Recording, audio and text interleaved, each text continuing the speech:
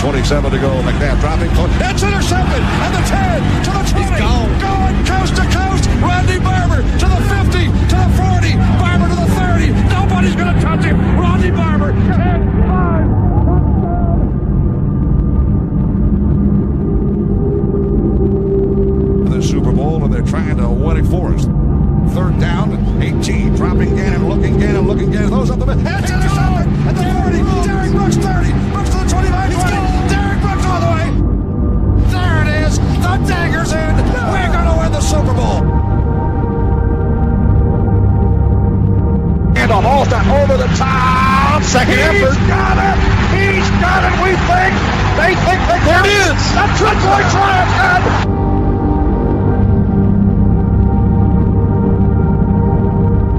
He's sacked at the 41-yard line. That time the blitz pays off. And down and 10. Blitz coming. Heineke flushed it. He's sacked at the 41-yard line. That time the blitz pays off. And Levante David has a quarterback sack.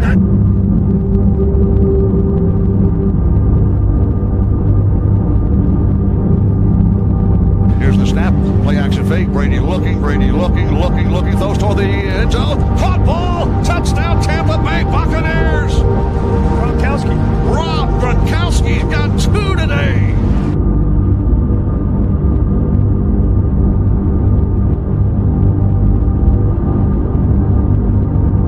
Chiefs dropping to throw Mahomes. We run a stunt, and we sack him at the 50-yard line. Wow, he's clobbered. Fumble the football, recovered by the line. There's the snap. Mahomes running to his right. Look out, he may run. Mahomes directly goes toward the end zone. Batted, intercepted, picked off in the end zone. Bucs are going to beat the Chiefs. We're the champions of the world, and we still have 1:33 to go. Devin White, what a great second season. Here's the snap. Brady dropping, looking. Brady throws. Caught ball. It's caught. Touchdown Tampa Bay. Rachaad White. Touchdown Buccaneers. Fire the cannons. Bucs tie the game at 16. Down goal the snap. Brady's going to throw. Looking. Throws a dart. That's caught. Touchdown Tampa Bay. Chris Godwin. He makes the catch right beneath the goalpost.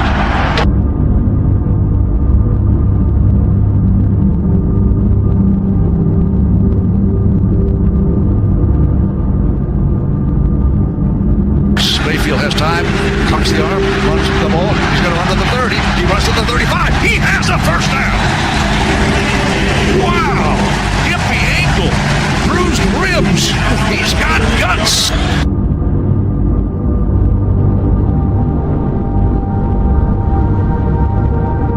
Hey, the 6 guys up front. Bucs dig in, 2-point try. Push. And I don't know if he got it. They have not indicated yet. He did not get it in.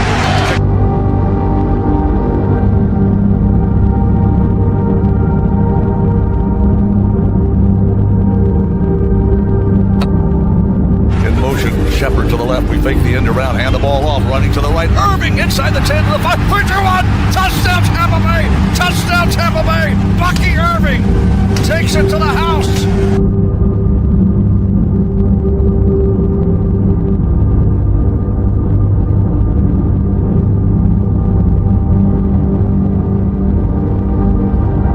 Second down, 10. Rachaad White now in the backfield. Baker Mayfield throws the sideline route downfield. Caught ball to the 5. Touchdown Tampa Bay.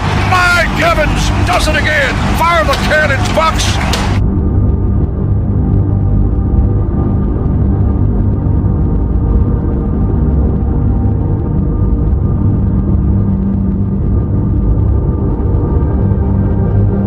Here's the snap to Rattler. Here comes pressure. Gets the pass. Near sideline. Incomplete pass. Bucs take the ball away. On downs.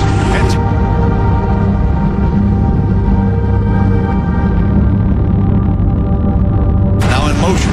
Mike Evans strips over to the left slot. Baker Mayfield shotgun. They know what we're going to do. Baker Mayfield looks, throws the ball to caught ball. Evans, he's got it to the 40-yard line. 1,000 plus Mike Evans. 11 seasons in a row. How about them Buccaneers?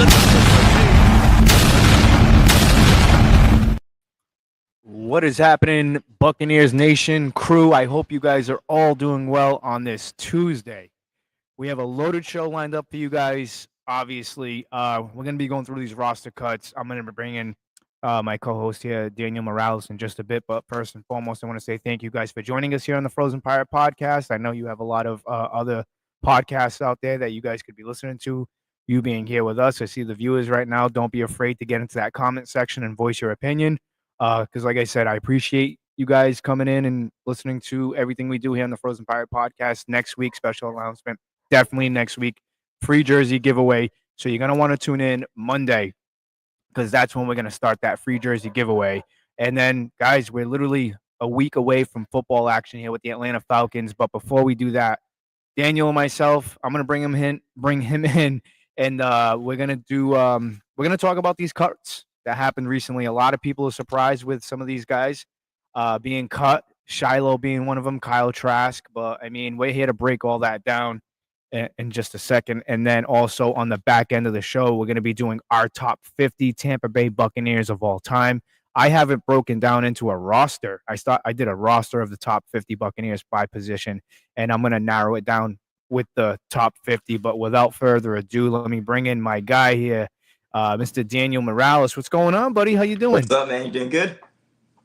Living the dream, man. Living the dream. Lot to talk about tonight, man. A lot of cuts, a lot of players that a lot of people didn't think were gonna get cut, winded up getting cut. Yeah. It's been a wild week. But first, how you been, man? What are you up to?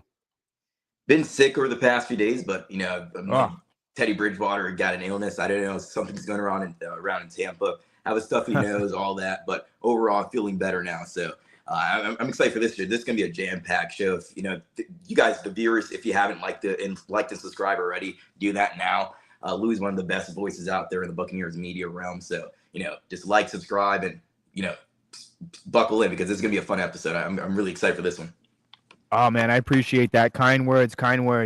Let's start right off, man. The Buccaneers are narrowing down their 53-man roster. I mean, I'm pretty sure they're pretty much done at this point. You got the guys like Desmond Watson, Shilo Sanders, Kyle Trask, Jose Ramirez all being cut. Trey Palmer as well. Let's kind of break this down because, like you just said, we have a loaded show, man. I'm actually looking forward to the second hour of the show, man, because I think I'm very curious to see where your head's at with the top 50 Buccaneers, man. I made my own roster as well. I heard you. 50. Oh, nice. It's gonna be cool. Nice. Let's go. Roster position by position is gonna be really cool. Oh yeah. So you guys are definitely gonna want to tune in for that. So hang into that. But let's get right into it, man. Kyle Trask. We got to talk about the whole Kyle Trask thing, and now Teddy Bridgewater as a QB too. Did you expect this? What was your initial reaction when you found out that Kyle Trask is being released? Well, not released. They're putting him on the waiver, injury reserve or something like that. I don't know. What was your initial reaction to that? Yeah, so we just got clarification. Initially, it was reported by Jeremy Fowler. He was going to go on IR, and they were going to do like an injury settlement. But Greg Alm just reported that he can sign he has no injury designation. He can sign with any other team immediately as a free agent. So he can go out there and sign with any team right now. He doesn't have to wait. He's cleared to go out there. So I know the Raiders just traded for a quarterback yesterday. So that would have been a position for him, a landing spot. But now we'll see. Maybe with the Panthers, Dave Canales, maybe with Liam Cohen and Jacksonville, we'll see where he lands, if he lands with a familiar face. But yeah, I was kind of surprised with this cut here. I was thinking that the Buccaneers were going to find a way to keep all three and have Teddy Bridgewater go on the practice squad, and you can elevate him, throughout the season as the third emergency quarterback for games. Keep Kyle Trask, but I think they just, sometimes Jason Light just moves on from draft picks that weren't successful. He just moves on. He was a second-round pick out of University of Florida. I think they've seen enough, And when, I don't know if you got this in Massachusetts, but the game, the Buccaneers versus Buffalo Bills, the Tampa broadcast, Jason Light, did you hear Jason Light after halftime? He talked with Rodney Barber and Chris Myers. No, okay, I did not. Yeah, but once he started talking about they had already, they had conversations behind the scenes. This was just the third game. Kyle Trask being out there was just him to get more snaps. They're going to decide based on what they've seen in practice. And the way he was responding, I started to feel like, I don't think Kyle Trask's job is a bit safe here. I was feeling that at the moment. And then you get the news yesterday that he's been released and Teddy Bridgewater is the new QB2. It makes sense. I feel more confident if Baker Mayfield goes down and Teddy Bridgewater has to go in. He's a veteran, has starting experience. But I thought they were going to find a way to keep Kyle Trask and keep Teddy Bridgewater at the same time. Now, this is a good opportunity for Kyle Trask to go out there, go see what other options he has, and if somebody gets hurt, he can get some starting playing time possibly. So it's a good opportunity for Kyle Trask. Also, I know it's a down moment. You never want to be cut by a team, but now his opportunities have opened up. Hey, absolutely. I mean, I kind of knew the writing was on the wall as soon as they brought in Teddy Bridgewater, and we've talked about this. I said, hey, no matter what happens, maybe the Bucs do keep a guy, and then you never know. Teams get desperate and they trade for quarterbacks. You know what I'm saying? We've been seeing a crazy amount of trades this preseason throughout the league.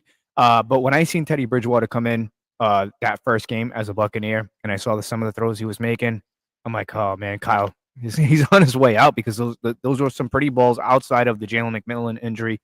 But I feel like that could have happened to anybody, unfortunately. And you hate to see those things happen, but they do happen. And it could happen throughout the regular season too.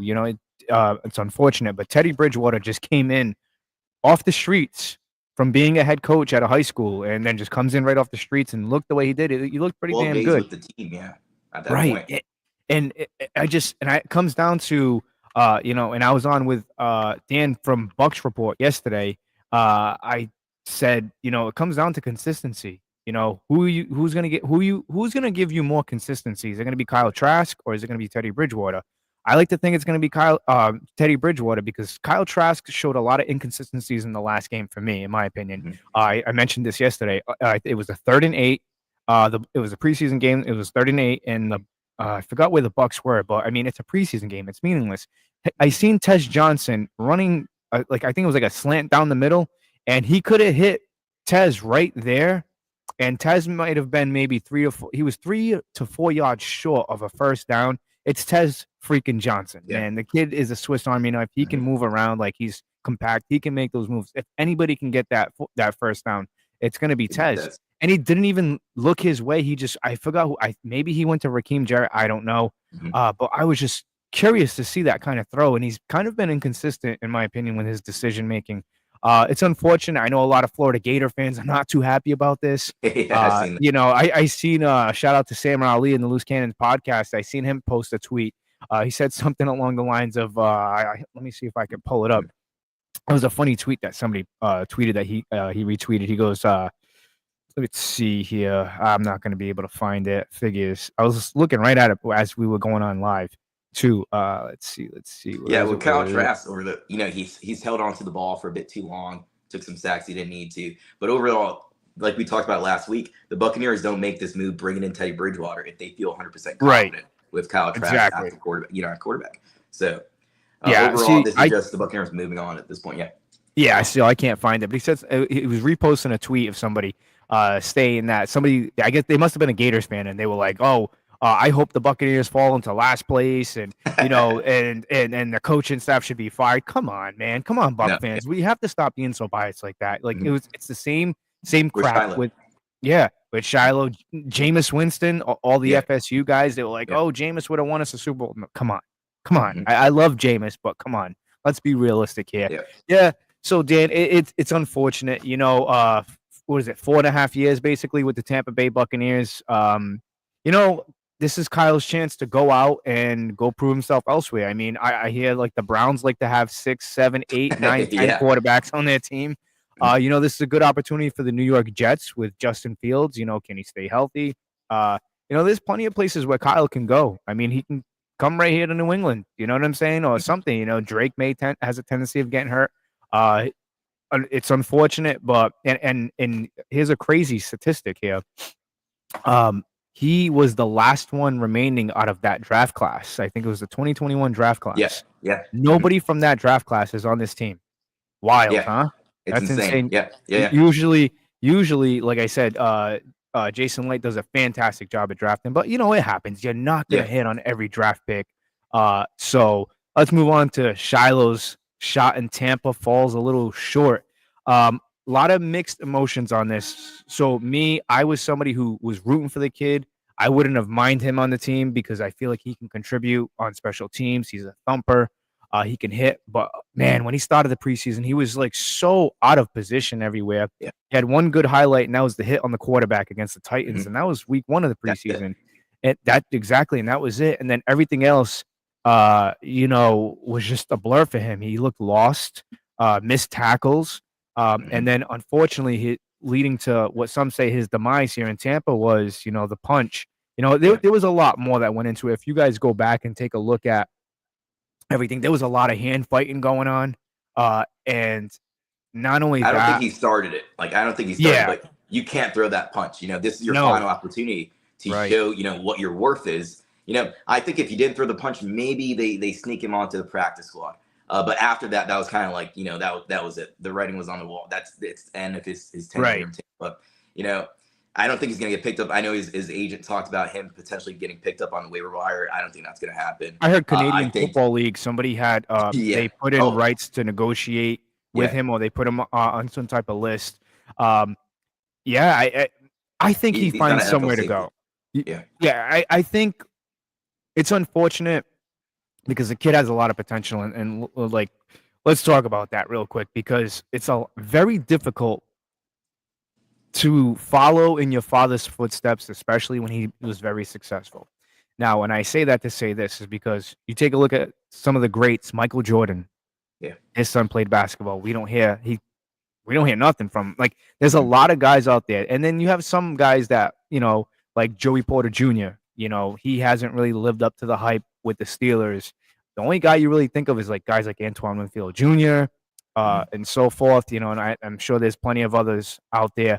But it's very difficult to, especially following the footsteps of a guy like Deion Sanders and being his kid, not only one of his kids. You have Shador with the Cleveland Browns, the circus that comes with all that.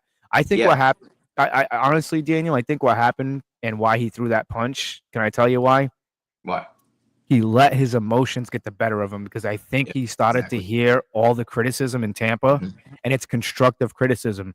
And I will say this to Shilo. I mean, I don't know if he's listening or not, but you got to keep your emotions in check. People, listen, it comes with the territory. You're in a national spotlight, man. There's a lot of people that want to see him fail, because they just don't like him because of the dad. But I will say this. I don't think what he did on the field as far as throwing the punch, I don't think that defines who he is. I think he's just a kid who made a stupid mistake. And unfortunately, did it maybe cost him a starting position with the Buccaneers? No, because he wasn't going to make the 53-man roster. He didn't do enough, unfortunately. Number 2, did he cost himself possibly a position on a practice squad with the Bucs? Absolutely. I think he would have made the practice squad because guys like him, Desmond Watson, were works in progress. Even Coach Bowles said it today in a press conference. We'll see how his weight is, and we'll talk about we'll talk about Desmond Watson in a bit because I don't think anybody's going to pick him up. But a kid like Shilo, he probably would have stood here. But hey, I don't think that punch defines him. I just think his emotions got the better of him because it was the last game and he hasn't really showed anything. Hey, I could be wrong, Daniel. So think about your father's Deion Sanders, one of the best DBs of all time, and you're gonna get cut. You can't even make you can't make a 53-man roster. You're his son. You can't make 50. Like, there's a lot of pressure on him. And also, I think he has a lot of fans, but I think that in a way it kind of hurts him and Shador because if you see what's going on with the Browns and they're like, oh, nobody gave Shador Sanders a fair chance. The head coach was out to get him. And it's just like there's a lot of negativity, and that's why a guy like if the Browns were to move on from Shador Sanders or even Shilo Sanders now, it's kind of hard to bring in a guy like that when if you're not playing him enough, there's gonna be fans like very angry and just bring a lot of negativity, and it's not their fault in a way. But yeah, I think you said it perfect. Keeping your emotions in check. You threw a punch at a guy wearing a helmet. What is that going to do? Nothing. I never understood that, man. I never understood that. Crazy. Yeah, but he's out of place, like you said. He's missed tackles. He's invisible out there besides the one QB hit against the Tennessee Titans. And like I've said in my podcast, I've said this before, he's a great guy, man. I was out there day 2 and day 3 of training camp. He's out there 30 minutes post-practice in the hot Florida Heat. He's signing everybody. He's going down the line to security. They're trying to keep everybody together, and he's taking every autograph, signing every picture, taking every picture. He's a great, humble guy, man. But it's just on the football field, he's not an NFL caliber safety. No. He's maybe not even a practice squad safety, if I'm being honest. He's more his future. And I think Deion Sanders, his father, kind of knows this. He talked a little bit about the release. He said he's a man of many talents. I think his future is just to be a content creator, man. I don't think he's made out to be an NFL safety. Yeah, I hear you. I look, I don't put it past anybody. I think anybody can do anything they put their mind to, and I do think that he does have a future in football. It's up to him if he wants to pursue that. So it's kind of manifesting what you want. Every day you wake up, you create your own reality, right? If you decide to wake up and say, "Hey, today's going to be a positive day. I'm blessed to wake up today. I'm going to do this, that, and the third, and it's okay if I don't get everything done. I got to accomplish some things, winning small battles, and trying to get better every day. That makes a difference. But if you kind of wake up every day negative, like, oh, today's going to suck. I got this to do. 9 out of 10 times it's going to suck, and you're not going to get nothing done. And it goes the same for Shilo. It all depends on how much he really wants to put into his craft. If I think he has potential, I think he has a future in the NFL. I think what he needs to do is maybe put on a little bit more weight, hit the gym more. If he wants to really play in the NFL and make a name for himself, maybe put on a little bit of weight, get into the gym a little bit more, and stop focusing on the streaming stuff and really focus on your craft, studying film. Why are we out of place? Is it our footwork? Is it, you know what I'm saying? And it's not me bashing him whatsoever. It's just constructive criticism. And if you can't handle that, then you're in the wrong. You're in the wrong business, man. We had a guy like that recently over here. He didn't last long, and that was Devin White. Couldn't take constructive criticism, and that's not a lie. Many people have said that, including Levante David. They asked, I believe Levante, how come Devin White wasn't at Tom Brady's roast, this and that, and I believe he said something along the lines of he's not good at taking constructive criticism, and anything like that. And Jason Light has preached the same thing. So yeah, it's unfortunate, and I don't think that's what defies Shilo, that punch. I just think it kind of sealed his fate a little bit. I don't think he's a bad kid. I haven't heard any negativity from this kid. There was people like kind of calling out bulls. You should have defended him. There was nothing to defend. He threw a punch. It didn't look good, and him of all people should have known this is going to be all over the place, and this is all they're going to talk about, like we're doing now. It's unfortunate. I hope the best for him. I hope to see him back in the NFL. Maybe not with the Buccaneers. I thought that was a good place for him with Coach Bowles. But, hey, we'll see. Moving on to another guy, Trey Palmer, waived. Yeah. I don't have much to say. You want to know why?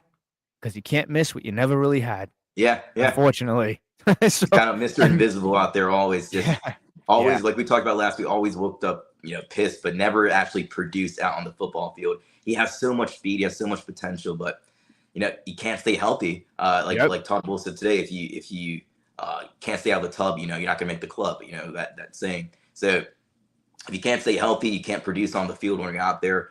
All these guys. We're gonna talk about some of the cuts, I'm sure, with the wide receivers, but I'm surprised he didn't. Like we talked about Shilo Sanders, you got to want it, and there's this wide receiver room was so deep. You got to go out there. You got to prove yourself every single time you step on the practice field. When you step into a game, you got to show, you got to show them a reason to keep you. And he didn't do that. So I know there was talk about a potential trade. People talking about, the Bucs should trade Trey Palmer. Who's going to trade, a late round draft pick for Trey Palmer? They talked about that with the Steelers. That's a destination that I expect them to, maybe somebody like the Steelers, the Jets, maybe the New England Patriots. There's a few teams out there that I think would pick him up, but I mean, I don't think that trading. I think the Buccaneers maybe tried to, Dan, but I don't think they were getting any offers. Nobody's giving that up. Especially this day and age in the NFL, everything's very predictable. If I see a guy like Trey Palmer who hasn't really lived up to anything, I'm not going to go and give up my 5th, 6th, or even 7th Think round about even a 7th round pick. Look at Tez Johnson's 7th round pick. Exactly. You could possibly get a guy like Tez Johnson now. Not every 7th round pick, of course, is like him, but Jason Light loves draft picks. Most of the GMs in this league love draft picks as well. You're not going to trade that for an unproven commodity like Trey Palmer here. Yeah, like I said, he showed flashes, man. against the Eagles. We thought that was his coming out party, that playoff game, and then we just never really. He kind of fell off, and I hate saying that. Same thing. He's got a lot of upside, a lot of potential to him. I thought them throwing him on special teams would probably work. That didn't even work. So unfortunately, there's no space for you on this team. Unfortunately, and I hate to say that, but it sucks. But there's a mentality here in Tampa. There's a winning culture, and like I said, there's no room for the weak on this team. Unfortunately, like it's a win now team. It's a win now mode. Part of the reason why they moved on from Kyle Trask to Teddy Bridgewater. You're in a Super Bowl window. You got to capitalize. You got to move on from players that you drafted yourself and you spent a draft pick on, and you got to admit sometimes that you made a mistake, and that's what they did with Palmer and Kyle Trask.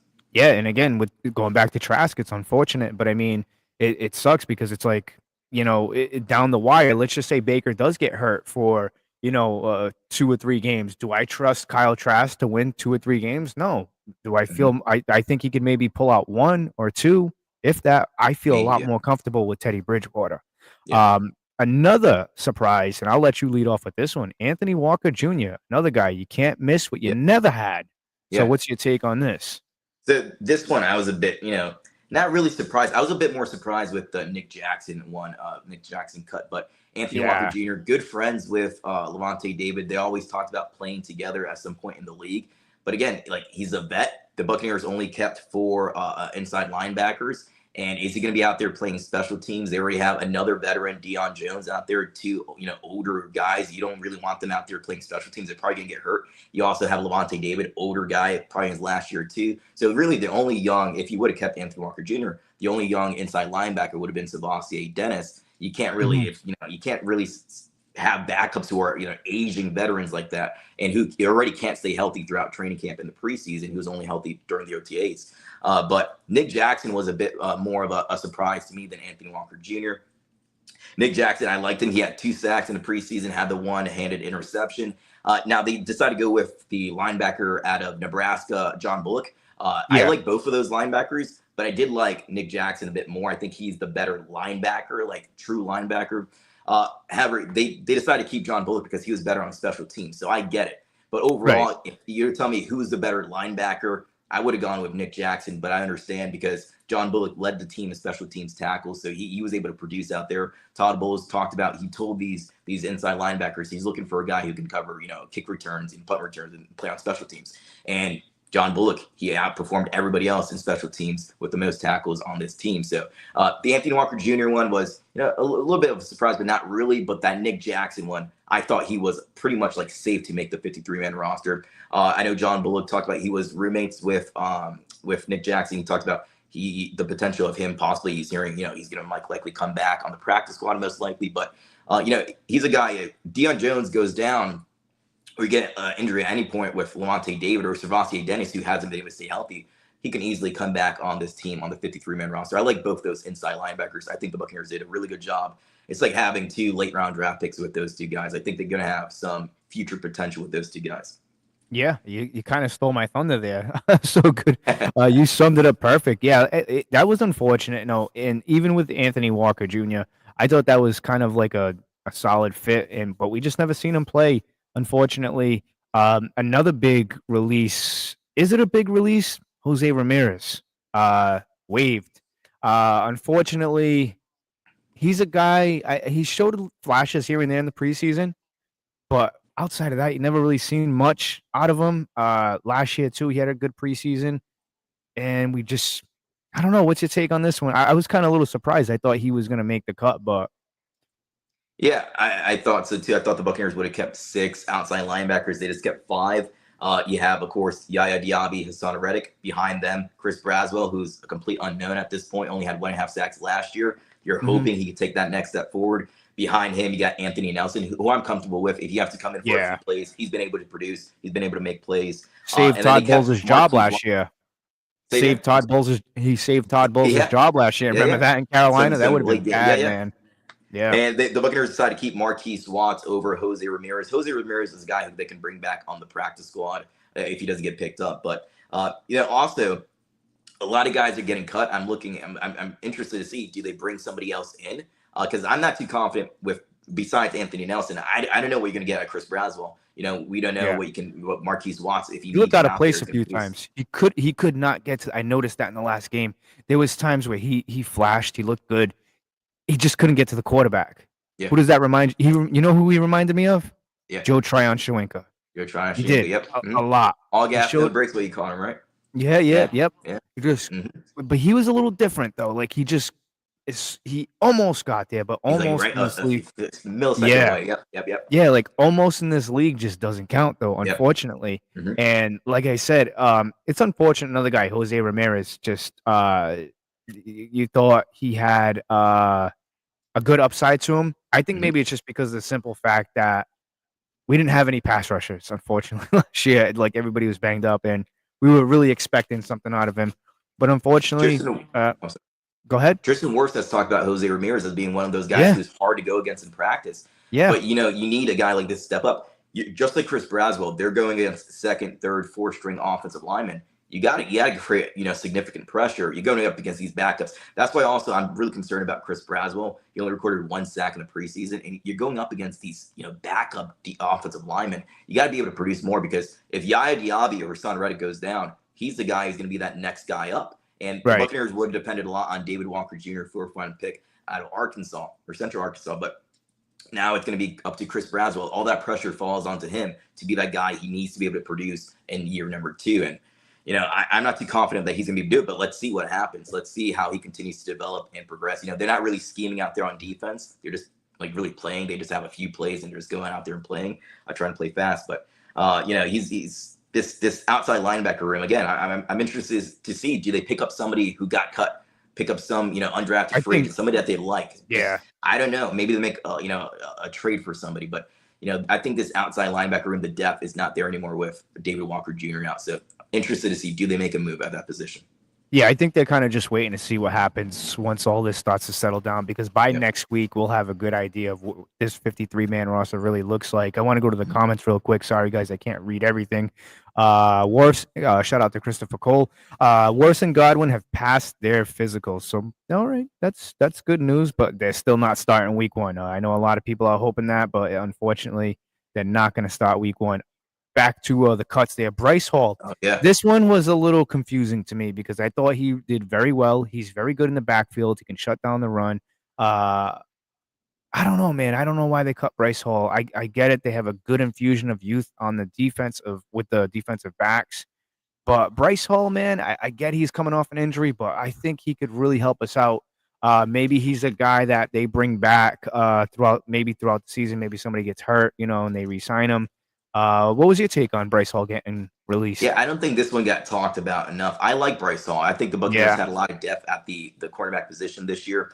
Like last year, you had guys like Tyreek Thunderberg out there. The injury bug hit the cornerback position. You had Tyreek Thunderberg out there, Josh Hayes. I was surprised that they didn't keep Bryce Hall, but they kept Josh Hayes. The reason is because just like John Bullock, he's a better special teams player. I mean, but if you get the injury bug at Jamel Dean, often injured. Benjamin Morrison, he's been out with a hamstring injury. He was out today as well in practice. So you have some guys who could potentially be, injury kind of plagued here. Hopefully not with these two guys, but I don't want to see Josh Hayes out there playing defensive snaps. If he's playing out there, it's hopefully special team snaps. But I would have felt completely comfortable. And Kendall Vildor, who is also the veteran, he made the 53-man roster. That's why the Buccaneers brought him in, to be that special teams ace for them. But now he's showed out throughout the preseason training camp that he can intercept the ball. He can make plays on defense. So he's going to be a guy who performs on special teams and on defense. But Bryce Hall, I hope the Buccaneers bring him back in some capacity at some point throughout the year. But I would have kept Bryce Hall over Josh Hayes. I know special teams is important, but man, you got to keep a guy like that. They're hard decisions, Yeah, you got, and to me, same. You got, for me, Bryce Hall. That's a guy you got to keep on the roster, man. But these guys, these coaches, the GM, they know what they're doing. So I'm not going to really question too much unless it was like way out of left field with one of the releases. Another guy I want to talk about briefly, Devon J. Thomas, who I recently had on the show. I was really pulling for him. Again, saw glimpses of what he could do. Again, another guy that I think just needs to hit the weight room, get stronger. get a little bit faster. I'd like to see the Buccaneers bring him onto the practice squad. Don't know if that's going to happen. I just don't think he really showed enough. I don't think he had enough time. He really came on in the last couple of games. You started to see some flashes of what he could be. Just, again, not enough on the tape. Not enough to make the team. And it's unfortunate because you kind of feel bad for these guys. But it is what it is. Is there anybody else that really stood out to you that got cut, that got released, that you're like, hey, wait, why? Yeah. Like, he showed up. Look, yeah, with Devon J. Thomas, I was, hoping he made the team. I don't know at this point, just like you, if he's going to make the practice squad. I wish him the best. Hope he gets picked up somewhere. His college tape from Penn State, he's a really good, like we talked about before, really good run stuff where he can stop the run.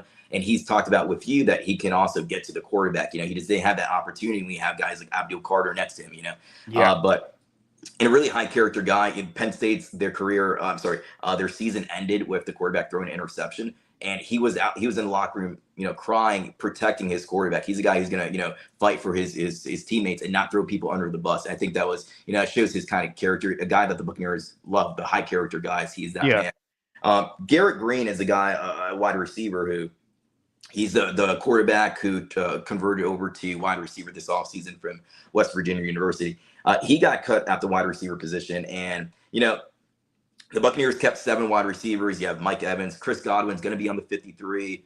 He's the final 53 was already finalized, but he's not going to play anytime soon. Like you talked about, he's going to come back maybe some point between week 5, week 7, maybe in that range.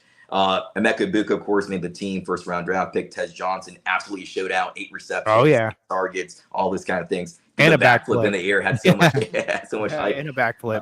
Ryan Miller, Sterling Shepard, Cam Johnson. He's the guy who, that final roster spot for the wide receiver position, I thought was going to come down to those 2 guys, Cam Johnson and Garrett Green. I would have leaned more a little bit towards Garrett Green, but I get it. He's a guy who's still learning the position. So if you can keep him on the practice squad, he's a guy who can give you, good returns in the special teams. He can continue to develop, continue to learn how to route run, all those types of things. So he's a project for the Tampa Bay Buccaneers. So I like the opportunity if he comes back on the practice squad. I like the move overall. I think Cam Johnson had the long 57-yard kick return in the game. He did drop the touchdown pass from Kyle Trask. He could have had possibly 2 in that game as well. Cam Johnson, 2 touchdowns, but. Garrett Green is a guy who, it's not necessarily a head scratcher. I don't think he was a lock at any point to make this team, but, I would like to see him make the team. But if he comes back in the practice squad, I'll be more than happy with that. Yeah, a lot of people, I'm looking at the comments right now. Buckin says, really like Garrett Green. Yeah. Hopefully we keep him on the practice squad. Same. Yeah. I think from transitioning from quarterback to wide receiver in that short amount of time and doing it on, at a pro level like he did, I think he deserves or at least a practice squad role with the Tampa Bay Buccaneers because, like I said, these wide receivers get banged up. Sometimes Mike gets that hamstring and starts snagging away at him. Even at his West Virginia tape at quarterback, he has so much. You just watch him. He kind of reminds you of Baker Mayfield. Even one of the announcers during one of his games said that he's running out there. He's making the dirty plays. He's putting his head down. He has a lot of moxie, just like Baker Mayfield. So, just continue to have him on the practice squad if they're able to bring him back if he doesn't get picked up. I don't think he'll get picked up to somebody's 53, but I want to see him continue to develop and at some point, maybe next year, be able to compete for one of those final wide receiver roster spots. Yeah, like I said, he's got a lot of upside to him. I like his game. He's not afraid to go down the middle. He showed a little bit, but I think it got so overshadowed by Ryan Miller. That's the problem. It's just what Ryan Miller did in the preseason. I mean, he was a lock, to make this team. And he's a guy, kind of reminds me a lot of like Wes Welker a little bit, not afraid to go down the middle. It gives me Wes Welker vibes. And like Emmanuel Sanders too. Given the opportunity, I think he could really thrive. I think he has a strong case for to start as a number 4 or even a number 3 on a team. Definitely a number 3. I would say. Anybody else that really popped out to you that you would just kind of like, hey, why? Yeah, I'm going through this list here. Sewell Opeta, he's a guy who got cut yesterday. The Buccaneers, they brought him in last year. He got hurt in the night practice last year in training camp towards ACL. He was supposed to compete last year with Ben Bredesen. He just came, he got activated, but a few weeks ago was never able to go out there and really show his case, and maybe the Buccaneers didn't like his progress necessarily, didn't think he was back. When you tear ACL, especially with a veteran offensive lineman, you're not going to ever possibly get back to that spot, that Tua, level right? of competition you were back at. Yeah. Better there. So, yeah, that was another one that was kind of like, because again, this Buccaneer ball club, two things that they really need depth at is the corner position and the offensive line. Yeah. That's two areas that really have hindered the Tampa Bay Buccaneers. Let's go back to the comments. Buck and I, thanks for joining us in the comment section. And before we go any further, make sure you go and follow this man on YouTube, Fear the Bay, also Instagram and X. He knows his stuff, man. Make sure you give him a follow. Daniel Morales, Fear the Bay. He's got a lot of good stuff. Like I said at the beginning, also, if you guys haven't liked and subscribed already to Louie, the Frozen Pirate Podcast, do so now. I think your voice should completely expand. Like I said last week, man, you're for real. I'm a big fan of yours. I truly appreciate your work. No, man, I appreciate that. Like I said, just a kid out of Massachusetts, just talking Bucs, man. Yeah. Sua Opeta was a guy. I thought he was gonna have a roster spot on this team for sure, but again, he has a lot of versatility too. You can put him outside, tackle, guard. I would assume, you could put him outside, inside. I think he took limited snaps at center before. So he can really play all 5 offensive lineman positions. But, coming off that torn ACL, I think they just didn't like what they saw. And he's a guy who, again, he could be brought back to the practice squad. I want to see how this practice squad shapes out. Yeah, me as well, because like I said, we don't lose technically, like I said, because we can bring back some of these guys. And the Buccaneers, that 90-man roster that they had, it was so deep, and we talked about that for the past 3 weeks now. I mean, we've been beating that into people's heads that this is one of the deepest rosters we've seen in a long time with the Tampa Bay Buccaneers. Excuse me. I'm curious to see what that practice squad is going to look like, because we're definitely going to have some call-ups this year. We're definitely going to have some call-ups. Abraham says Ryan Miller was a college tight end, can be a Julian Edelman / or Adam Humphries-like player. Yeah. I agree. We just stated that. We just talked about that. I have high hopes for him, and I'm happy that he's on the team, because like I said, he's going to be very versatile for this team. Him, guys like Tez Johnson, excuse me. Him and Tez Johnson.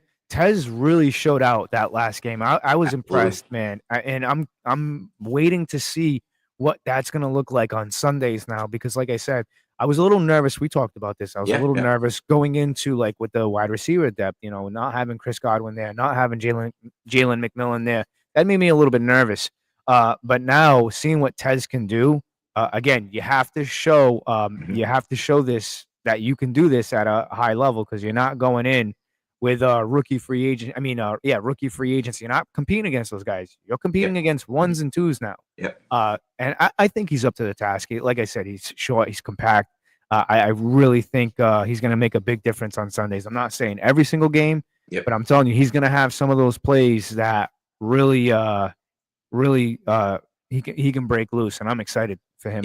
He's going to be. I'm sure he's going to be the starting punt returner for this team. So he's going to make plays on. Because I thought before, when Jalen McMillan was in the in play before the injury, that Tez Johnson was going to be more of a gadget guy. We talked about that before. Josh Grizzard using him as a gadget player. But now he showed out there, and with the injuries, he's going to be able to get some more opportunities on offense and just being a gadget player. And again, he makes every play look like a punt return out there. So you just give him the ball, he's going to make plays. My only concern with him is that he's a bit light, and we've seen that with guys like Tank Dell. You just hope he doesn't get injured if he takes a hard hit. He's so shifty that he's avoiding. He's so elusive, but if he takes a really hard hit, he's not expecting. I just hope he can stay healthy. But that's my only concern. He's a guy who you've talked about a few other players like Devontae Thomas, who needs to get in the weight room, just needs to gain a little bit more weight, get a little bit stronger. And when he takes those hits, he'll be a bit safer than if he's playing at the current weight he's playing right now. Right. To all you guys watching right now, I appreciate you guys commenting. I appreciate the viewership right now. I'm very thrilled and very happy. I guess a lot of people are excited for Buccaneers football. That's what, 'cause it's tough, man, to engage with the audience, man, throughout the offseason, because what can you talk about? But now, like I said, the comment section is flowing in. Very excited here. Again, make sure you guys go and like and subscribe to Daniel Morales of Fear of the Bay on YouTube. Also, like and subscribe to the Frozen Pirate Podcast. Also, shout out to Bucs Report. You can catch me on there. we got some stuff cooking up with Bucs Report. Happy to be back with Bucs Report.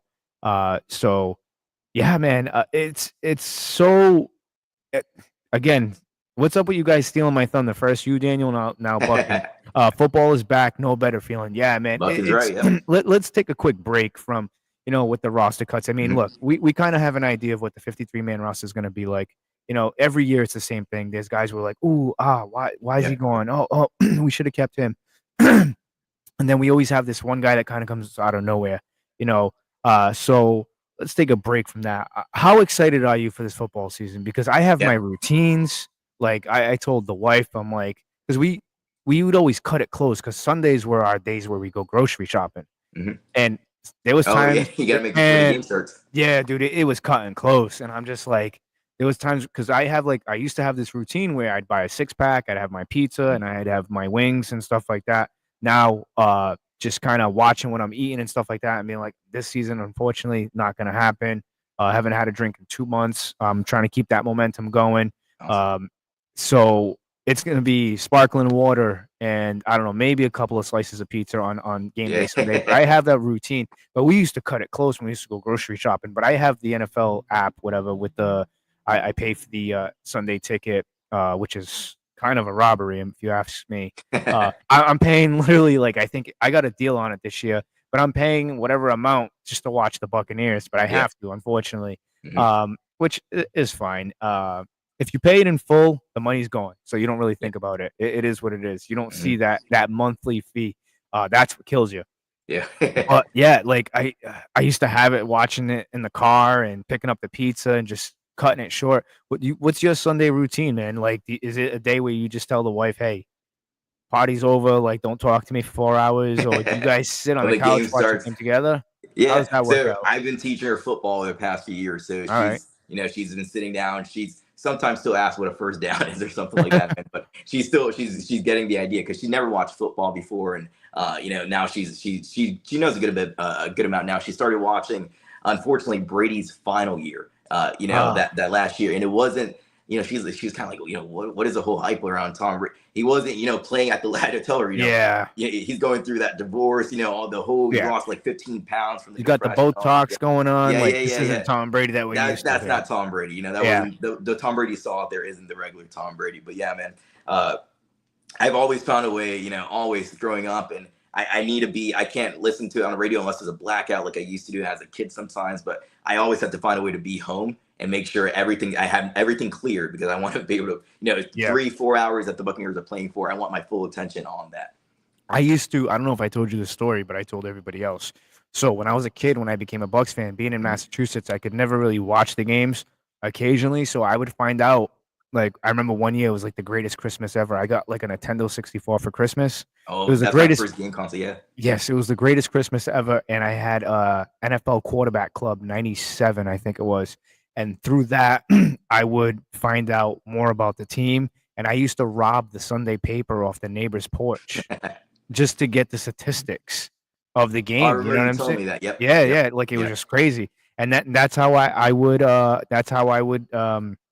get my Buccaneers information. So now I just pay $300 and something for the Sunday ticket. Yeah. But no, man, like I said, I'm so excited about this year. I'm so excited. Because there's no better feeling than Sundays and Mondays. I don't like Thursday primetime games. They're cursed. Unfortunately, I will be down there for the Thursday night game with the Atlanta Falcons. That's my birthday. So hopefully they were in the creamsicles. Yeah. That's the whole recipe of disaster. Yeah. So it's my birthday. Creamsicles and primetime at the same time. Creamsicles and primetime. It's my birthday, so hopefully the luck could change. That's a game that we're definitely going to be at. We talked about going to a few games.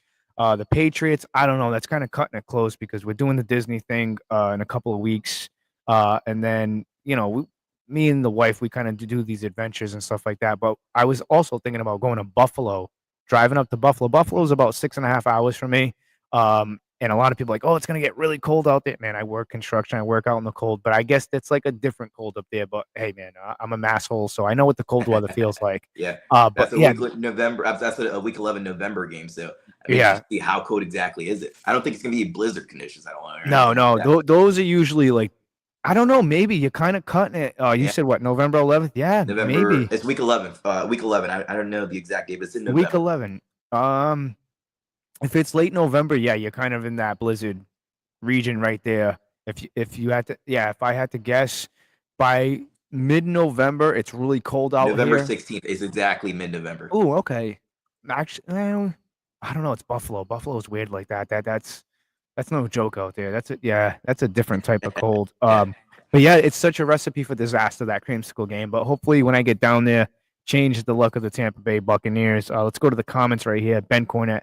Bucs got at least 4 primetime games this season. Remember the days before the 2020s when the Bucs were lucky to have 1 primetime game a year. Yeah. Yeah, like I said, that I remember those, and I hated those primetime games. We used to get blown out. Mike Glennon, it was like 58. Yeah, the Atlanta Falcons game on Thursday Night Football. Yeah. God, Yeah. that was tough to One of the watch. worst games ever witnessed as a Bucs Yep. fan.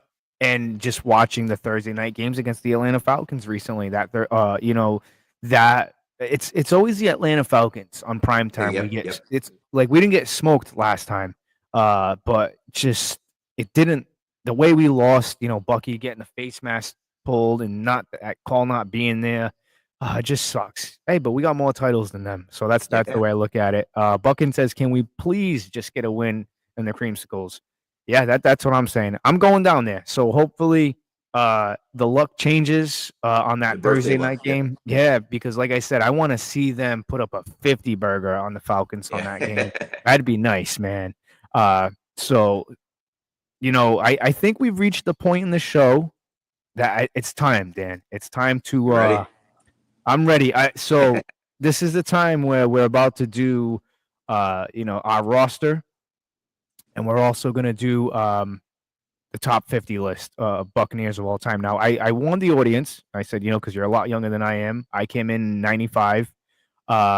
So, it's different eras of Buccaneer football. Like a lot of people, like the older guys are probably going to look at me and say, how dare you have so-and-so at this?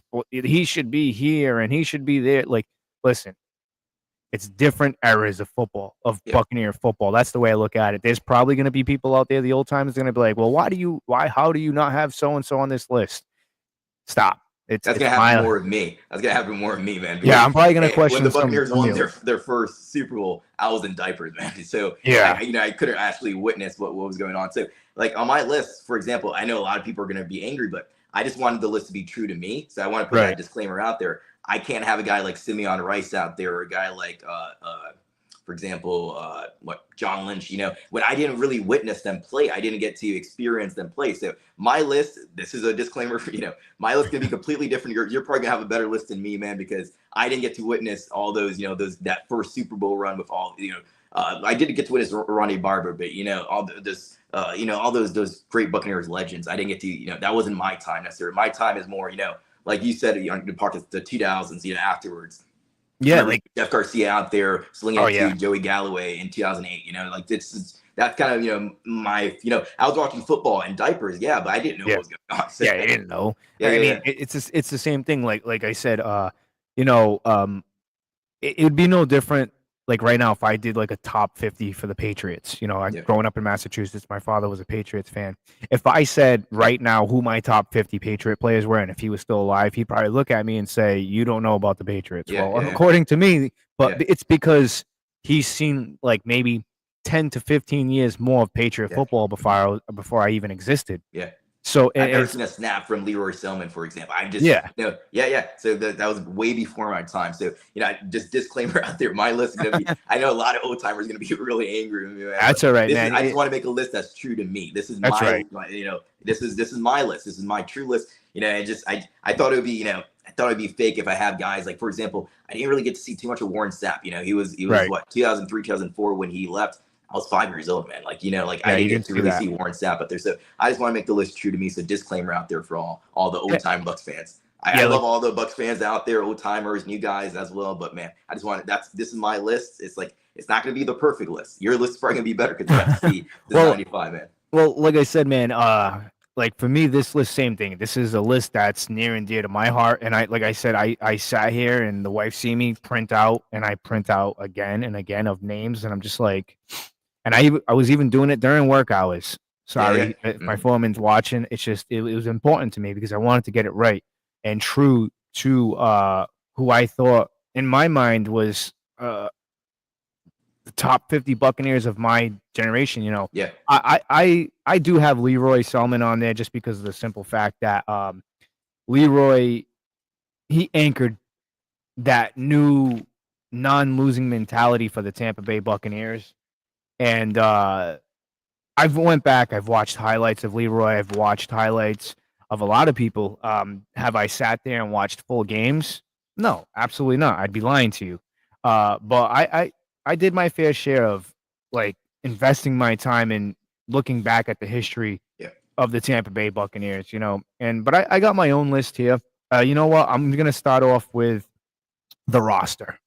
So let's put together. I'm gonna put together my roster. You can put together your roster. Right? We'll see how position by position here. Yeah, we'll go position by position. So I got 3 quarterbacks on this team. 2 main quarterbacks, and I guess I'm carrying 3 quarterbacks on the team. Yeah. QB number 1 is Tom Brady. Yeah. QB number 2, Doug Williams. QB number 3, Brad Johnson. Okay. All right. So, all right, I got Tom Brady. I don't think any Bucs fan could say you wouldn't have Tom Brady as your starting quarterback if you're making an all-time team. But for me, I have Tom Brady, and I kept 2 quarterbacks. I have 2 quarterbacks on my roster: Tom Brady and Baker Mayfield. You know, Baker Mayfield. Okay. Since I've been a Bucs fan, I've seen Brian Greasy. I've seen what's it, Brian Greasy, right? I've seen Brad Johnson, slightly Jeff Garcia, like we talked about, Josh Freeman, those Josh Freeman days, the Mike Glennon days, the Jameis Winston days, Josh McCown, the Luke McCown, days. Quarterback position has always been, a real issue, at least growing up for me. Jameis Winston for a long time was like the best Bucs, quarterback that I've seen. I was about to say, yeah. So now Baker Mayfield, besides Tom Brady, Baker Mayfield is that other next best quarterback that I've seen play for the Tampa Bay Buccaneers. And I thought about having a third quarterback. This was more as like a gag, a joke. Having Jameis Winston in there as a locker room guy, just pump up the troops. Yeah. He won't be playing, but he'll be in there, hyping up the locker room. If you remember those FSU days, the tape that you would get, those pregame speeches that he would give. He's still good at that even now with the New York Giants. But those are my 2 quarterbacks. I got Tom Brady and Baker Mayfield. And I didn't get to see Doug Williams play, but I'm sure he's a tremendous quarterback. He went off to the Washington Redskins at the time, right? Yeah. And again, that's just history. Again, I've never seen him play. I've seen the highlights, so I can't sit here and say in real time because, like, the highlights, he looked like one of the greatest quarterbacks of all time. I gotta go back and watch those, man. I gotta go. Yeah, I'll give you a couple of guys to go back and watch. Like I said, him. Another guy that's on my list. Is going to shock a lot of people, but I'm actually looking to get his jersey. Hopefully, I've seen it already. They put him out, but it's kind of more of the newer style ones, and I don't want a newer style one. I want the one that he wore during that Buccaneers era. So let's go to the running backs. Yeah, his name is actually on this list. I'm actually carrying 5 running backs and 1 fullback. Okay. So I have James Wilder, who leads all, the team, James Wilder, a guy I've never seen play, but went back and watched highlights, and he was smooth. Yeah. Warwick Dunn, one of my favorite Buccaneers of all time. Doug Martin, and then my guy, who I thought his career got cut short, was Cadillac Williams. Also, I have LeGarrette Blount and Mike Allstott as my fullback. There's my running backs. Yeah. That's a deep running. You have a better running back room than I do. I kept 3 running backs and 1 fullback, same fullback, Mike Allstott. I remember watching him out there just like a freight train, just running guys over, putting his head down, just hitting guys over. Really, what is he? Probably the best fullback you can say of all time. I know. Oh yeah. All the guys who want fullbacks back on the team. Fullbacks are a dying breed in the NFL, but man, if the Buccaneers could have prime Mike Allstott back in this roster, they'll keep a fullback if that was the case, if you're getting Mike Allstott. But again, so completely different errors here, okay? That's good, man. Believe me. Yeah, I don't see nothing negative in the comment section. Yeah, actually, a few people have commented and love this idea. Ben Yeah. Cornett says, "I'm sorry you had to live through the Josh McCown and Mike Glennon days." Yeah. Oof, Horrible. those are rough. Christopher Cole says, "I remember all the Yeah. blackout home games in the 80s and 90s." Yeah. So, no judgment here. Yeah. So, okay, in the running back room, as my starting running back, we're gonna have Bucky Irving out there. Bucky Irving, he's on hopefully his trajectory continues the way that he does. But man, Bucky Irving's so elusive. He's so good out there. He can hurt you in the pass game, like we saw even out there in the week 2 of the preseason. He can hurt you in the running game, of course. Such an elusive runner. So the Buccaneers have had some good running backs throughout my time too, like Leonard Fournette. Think about even older guys when they came in, but Le'Veon Bell, that doesn't really count. And you had LaShawn McCoy. But I was thinking about having Leonard Fournette on the team. But if you're going to have such a deep running back room, I don't know if he can be a guy who's okay not getting the ball all the time. There was an issue there when he was here with the Buccaneers, and, Bruce Arians had to put him in check. If you want to, you can cut you right now. And, or you could continue to follow along. And eventually, the Buccaneers went off. He had he was playoff Lenny. If you remember that, Super Bowl Lenny, looked tremendous out there. But just because of the fact that I don't know if he can be the team player that, you would want him to be. I have Rachaad White as the second running back on this team. And my third running back is Doug Martin. Doug Martin was my favorite running back, one of my favorite Tampa Bay Buccaneers running back growing up. I actually have, I believe it's a rookie card. I have an autographed Doug Martin rookie card. I got it from a training camp when I got to meet him. Muscle hamster. I loved watching. He wasn't good throughout all his years, man, but he had a few over 1K yards seasons. Had that tremendous game during his rookie year against the at the time they were the Raiders. The Raiders, Raiders. Las Vegas. No, not Las Vegas. We're the Oakland Raiders. Yeah. They were playing on like the football field is also a baseball stadium. Oh God, those are terrible. What a terrible idea that is. I get why they had to do that, but what a terrible idea. Yeah. But overall, I think you have the better running back room. You had LeGarrette Blount in there too. You had Doug Martin who had also work done. Yeah. I think you win when it comes to the running back room here. I mean, like I said, it's just again to what Bucking said. No need to apologize. It's your list, and again, it's our list, it's my list, your list, again, to everybody out there, let everybody know how old you are. Yeah, I'm 26 years old. 26. Again, when the Buccaneers won their first Super Bowl, I was wearing diapers. I didn't know anything that was going on. Yeah. But growing up, I loved playing Madden. This is where I got my love for playing Madden, and that's how I learned about football. I learned, all these, different play schemes and different things to do. Coverages, that's how I learned. Coverages, I loved playing with Adrian Peterson. He was my favorite running back. LaDainian Tomlinson for the Chargers. Those were guys that I grew up.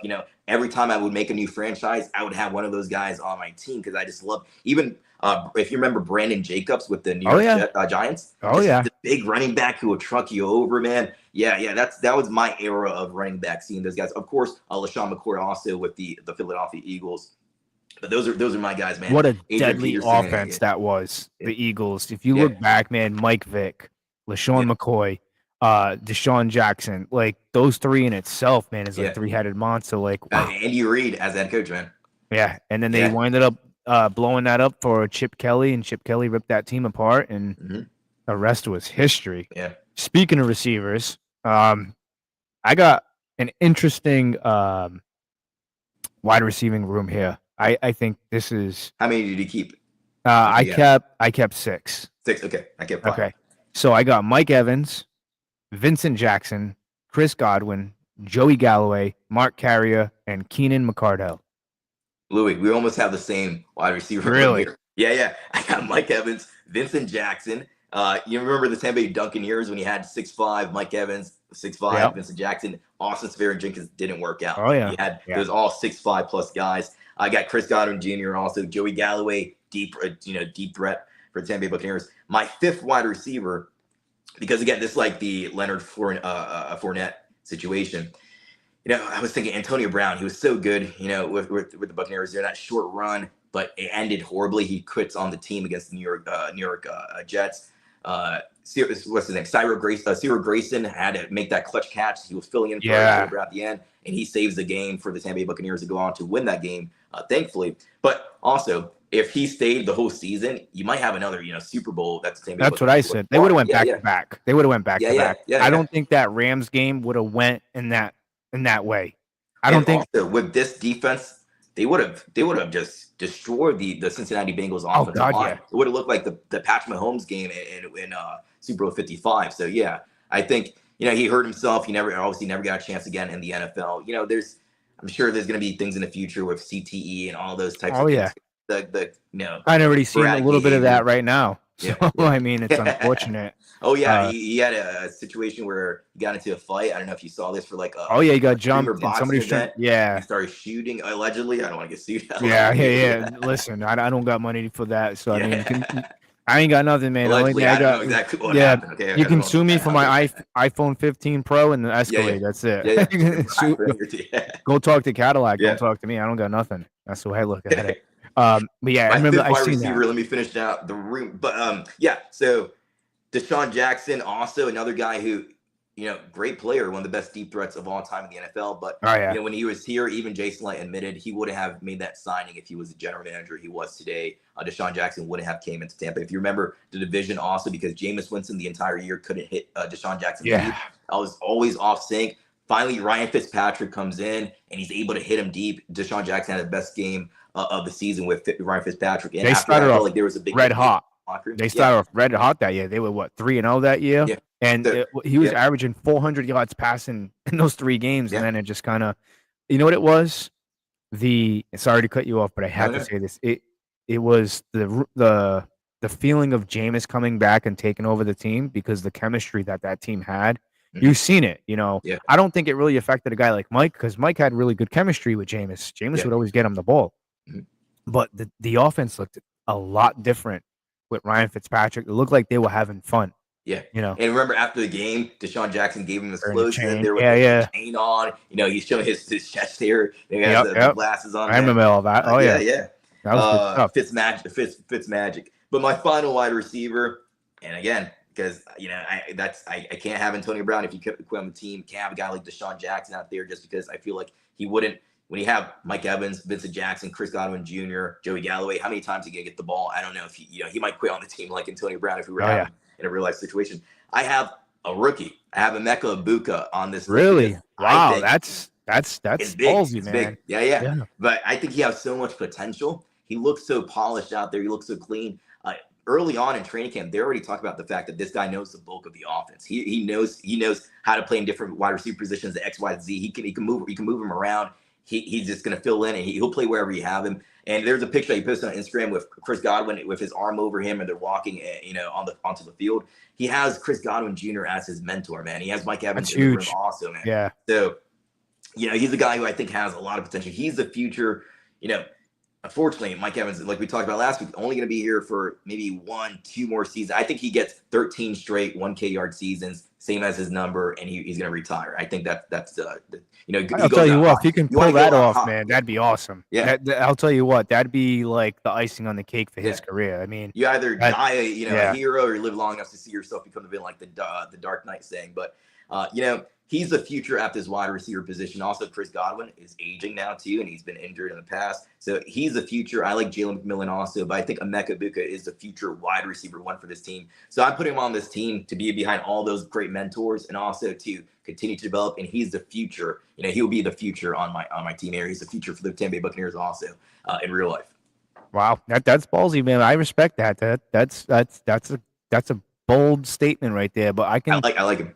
Yeah, I can see it too because, like I said, the way he looks, he was eating up wide receivers in training camp. I think, not to cut you off, man, but I think when you look at the stats that Chris Godwin Jr. had last year from the slot position, he was the top wide receiver, I believe, in receptions and yards. Oh yeah, he was on pace to have a huge year.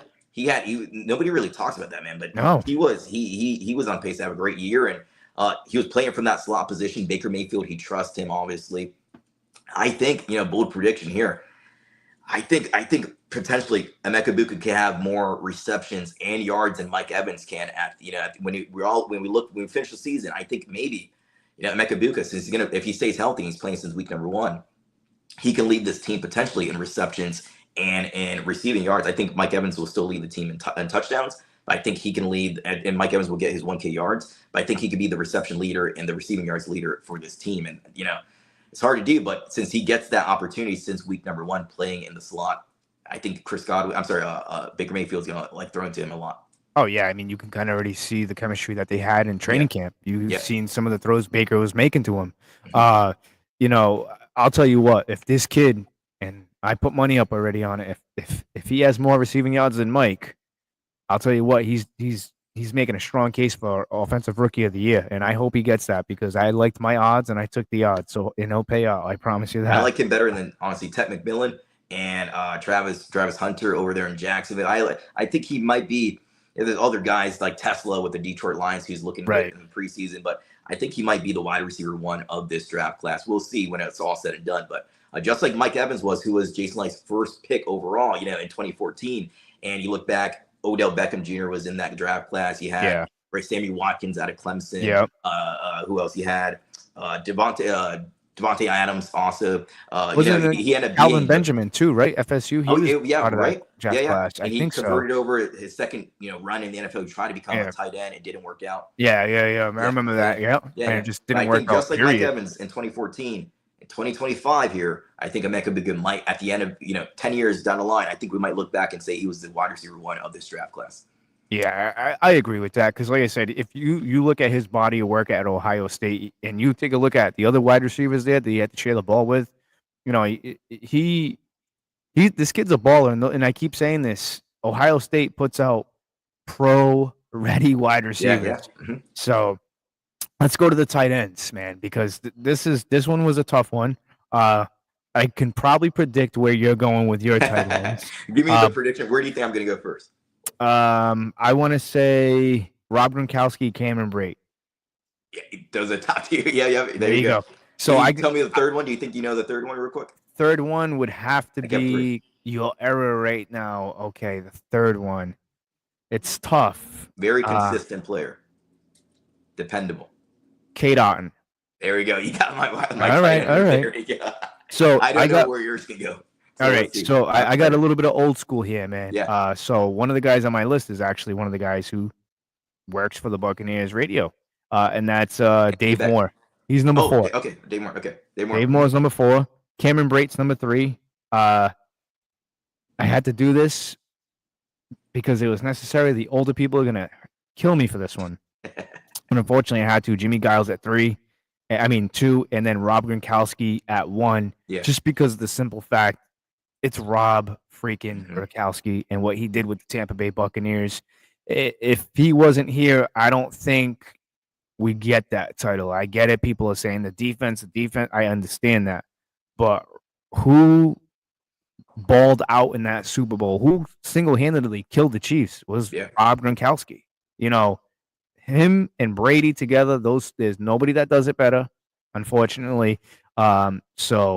Yeah, he's a great, funny guy, in the locker room too. I remember the story that he shared on Fox where the Patriots going to trade him to the Detroit Lions. Yeah, and he told him, "You can't trade me. I'm retired." Yeah. They couldn't do it. The way he was laughing was so sinister about it because he didn't have plans to retire. He's just like, "Well, I'm not going to Detroit." I guarantee you, if it was a real Super Bowl contender, it would have been different. Yeah, but he was Detroit. They were the Detroit Lions of last year. I don't know how they're going to do exactly this year. Yeah, but the last year, the year before, yeah. Let's go to the comments here real quick because I don't like to neglect the guys. I can call Ryan 4-game fits. Good for 4 games, and then he slides down to I already know where he's going. He's not lying. Yeah, he's not lying. To go back to Ryan Fitzpatrick, I think he's one of the smartest backups to ever because he gets that whole Ryan Fitz magic, that whole aura around him. He's good for 4-game stretches, and he looks so good. And then you get all these big numbers, these passing yards, these touchdowns. He's out there, ripping his shirt or showing off the beard or wearing Deshaun Jackson. Oh yeah, he's a guy from Harvard. He was probably the smartest. I think Jameis Winston is also going down this route with how funny he is and how good of a locker room player he is. He probably learned that a bit from Fitzmagic, but I think he's the smartest backup in the league because he knew how to stick on teams, even though he wasn't consistent for long periods of time, like Ben points out here. But when the short periods that he was in, man, he looked really good out there. Yeah, I remember when him and who was it? He threw a touchdown pass. I think it was to Cam Brate because I think Cam Brate went to Harvard too. Was Oh it yeah, Cam Brate? I think it was Cam Brate, yeah. and they did like the little Harvard thing and stuff like that. They looked like two geeks out there doing that. But it was saw the fun. Rubik's Cube in like Oh yeah, 50 seconds. Yeah. crazy. So yeah, man, those were fun times though. Even though we had a terrible season, Yeah. it You always was had some definitely hope though. Yeah. yeah. You always had the hope. Christopher Cole, defenses adjust to Fitzpatrick, and he struggled. Yeah, that's true. Yep. Poker Guts, think the Bucs could trade for Trey Hendrickson or Parsons still. So I don't Hendrickson think just got, I don't know if you saw the extended. Yeah, he got a $14 million increase in his salary. Parsons, you can talk about him. You're gonna give up the farm for Parsons. I was a guy last year who was banging on that drum. I wanted them to pick up Parsons in a trade so bad, because I feel like last year you could have got him a lot cheaper than you're gonna get him this year. Because now it's the writing's on the wall with Parsons. The Cowboys know that they can get a king ransom. The Buccaneers have done these trades before with king ransoms. We did it with John Gruden. Yeah, we got a title out of it, but you know what? It didn't work out. So when Jason Light was with longevity. Chris Myers talking about, he was asked about trading for a potential guy like Trey Hendrickson or Micah Parsons. He talked about if you first off, he likes his draft picks. He loves his draft picks, like he stated.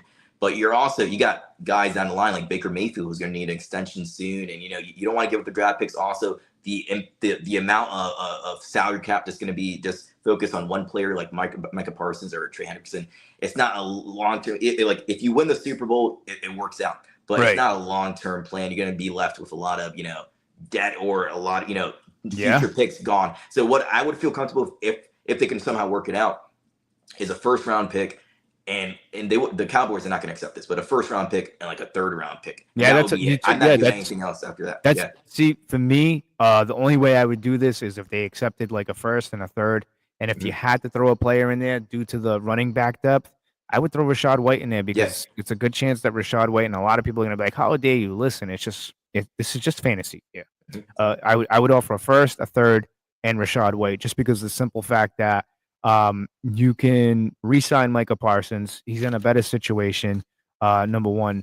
Number two, you're going to lose out on Rachaad White next year anyways. And three, you put a guy like that on this defense with Hassan Reddick and Anthony Nelson, Braswell, like that rotation.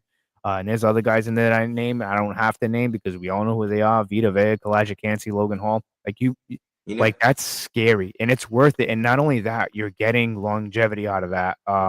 Because for one, he's going to want to change the narrative on his name like Hassan Reddick's doing. How crazy would that be? Hassan Reddick and Micah Parsons on the same. Yeah. That's scary. That'd be insane. Scary. Yeah, that's scary. And then you have Yaya Diaby. As your backup, coming in. Real quick. So I was doing some in 2017, OJ Howard got drafted by the Tampa Bay Buccaneers, obviously draft bust. But if the Buccaneers, and you never know how these players are going to turn out. But late in that first round, I can't remember, it was 29, 30, 31. But the Pittsburgh Steelers, they picked up TJ Watt. And imagine a world where TJ Watt is a draft selection in 2017 over OJ Howard. How good this defense. TJ Watt out there, let's say if they still draft Antoine Winfield Jr., you have Vita Vea, you have Levante David, and Devin White was on the field at that time. Actually, no, what was it? 2017? No, not yet. Okay, so no, not yet. Yeah. But the defense would have been insane if they would have drafted TJ Watt instead of OJ Howard. Sometimes I'm sure if Jason Light and any GM, if they can go back, rewind time, and see how players are going to turn out, man, everybody would be able to have perfect drafts. But you were saying earlier, the 2021 draft, nobody's left. Yeah, nobody's left. I want to go to one of the comments here, and I'm not going to neglect you guys. I'm trying to get to all you guys. Excuse me. All at once. If the Bucs get a top end pass rusher, I'm dropping my Ravens defense in my league. I don't do the fantasy football stuff, man. It really screws up the way I root for my team. I won the last year I was in it. I don't want to do it anymore. But I did. Where did that comment? Oh, Bucking right here. Shout out to whoever this is, man, because they're heavy in the comment section. Active, man. An elite edge rusher would unlock Bowles' defense. I agree with that. I do believe that if you bring in an elite pass rusher, it would really, really take the pressure off what Todd Bowles is trying to do. But I like the team that we have now. I'm okay with it. And I'm curious to see where the season goes. with everything. Because, like I said, they know what they're doing, and I feel like Hassan Reddick is not really getting enough credit for being here. I think he's going to have a really good year. So we'll see. Let's go to the offensive line, man. Yeah. So I kind of know where yours is going. But I got, so as my starting left tackle, I have Paul Gruber. Okay. Left guard, Ali Marpet. My center is Ryan Jensen. Right guard is Davin Joseph. And right tackle, yes, I moved him back to right tackle, is Tristan Wirfs. Okay. Yeah. So I had 8 offensive linemen here. Okay. Oh, wait, sorry. No, 10. Okay, so I have like a starter and a backup. So right. So for left tackle, Tristan Wirfs, I kept him over at left tackle. His backup would be Donovan Smith. I haven't got to witness too many good left tackles for the Tampa Bay Buccaneers. Go look up Paul Gruber. Was a left tackle though, right? Yes, Donald Penn was your left tackle. Yeah. So, yep. Ali Marpet, left guard. You have Ali Marpet also. Logan Mankins. Yep. You're, former New England Patriot. Yep. Was he 5-time Pro Bowler or something like that? Oh yeah, Tom Brady loved him, and I'll tell you what, who else loved him? Jameis Winston, and he had Jameis Winston's back. I'll give him that. Logan Mankins was a stand-up guy. Center, Ryan Jensen. His backup would be Graham Barton. Right guard, have Cody Malk, and his backup would be Davin Joseph, who you have at right guard also. And then at right tackle, have Luke Gadecki, and also, for a long time, the Buccaneers didn't have really any, bright spots on the offensive line, but Demir Dotson was a bright spot, in my opinion. I think he, at some points, during his playing career, he was one of the best right tackles in the league, or at least up there in that conversation. So, have Demir Dotson, Luke Gadecki starting over him, but, that you can't fail. If something happens to Gadecki, Demir Dotson's coming right in. Oh, yeah. And I failed to mention, too, and I don't know if I told you this, but I also have a GM. I also have an offensive coordinator, a defensive coordinator, and a head coach. So before we go to the defense, I want to make it clear my GM is going to be Jason Light. Mine too, now, the head coach, a lot of people are going to take this the wrong way.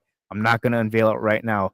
But for my I got a head coach, offensive coordinator too, so we can talk about that. Yeah. So my offensive coordinator. So 2 things are really going to piss people off, and I'm okay with that because again, this is my list. This is your list. So for my defensive coordinator, it's the late great Monty Kiffin. He invented the Tampa 2 defense. What he did with the Buccaneers, him and Tony Dungy, was iconic. For my offensive coordinator, a lot of people are not going to be happy with this.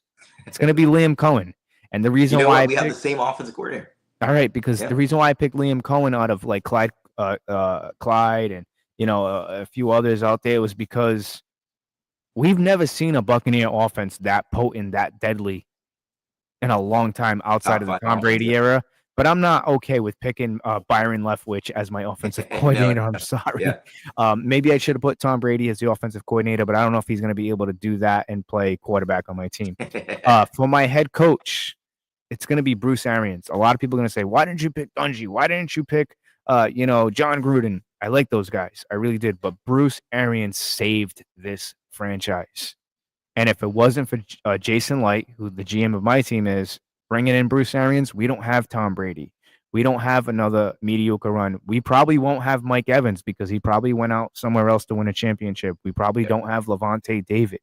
Those guys were frustrated. Levante Davis talked about it before. Losing gets you. Years after years of losing.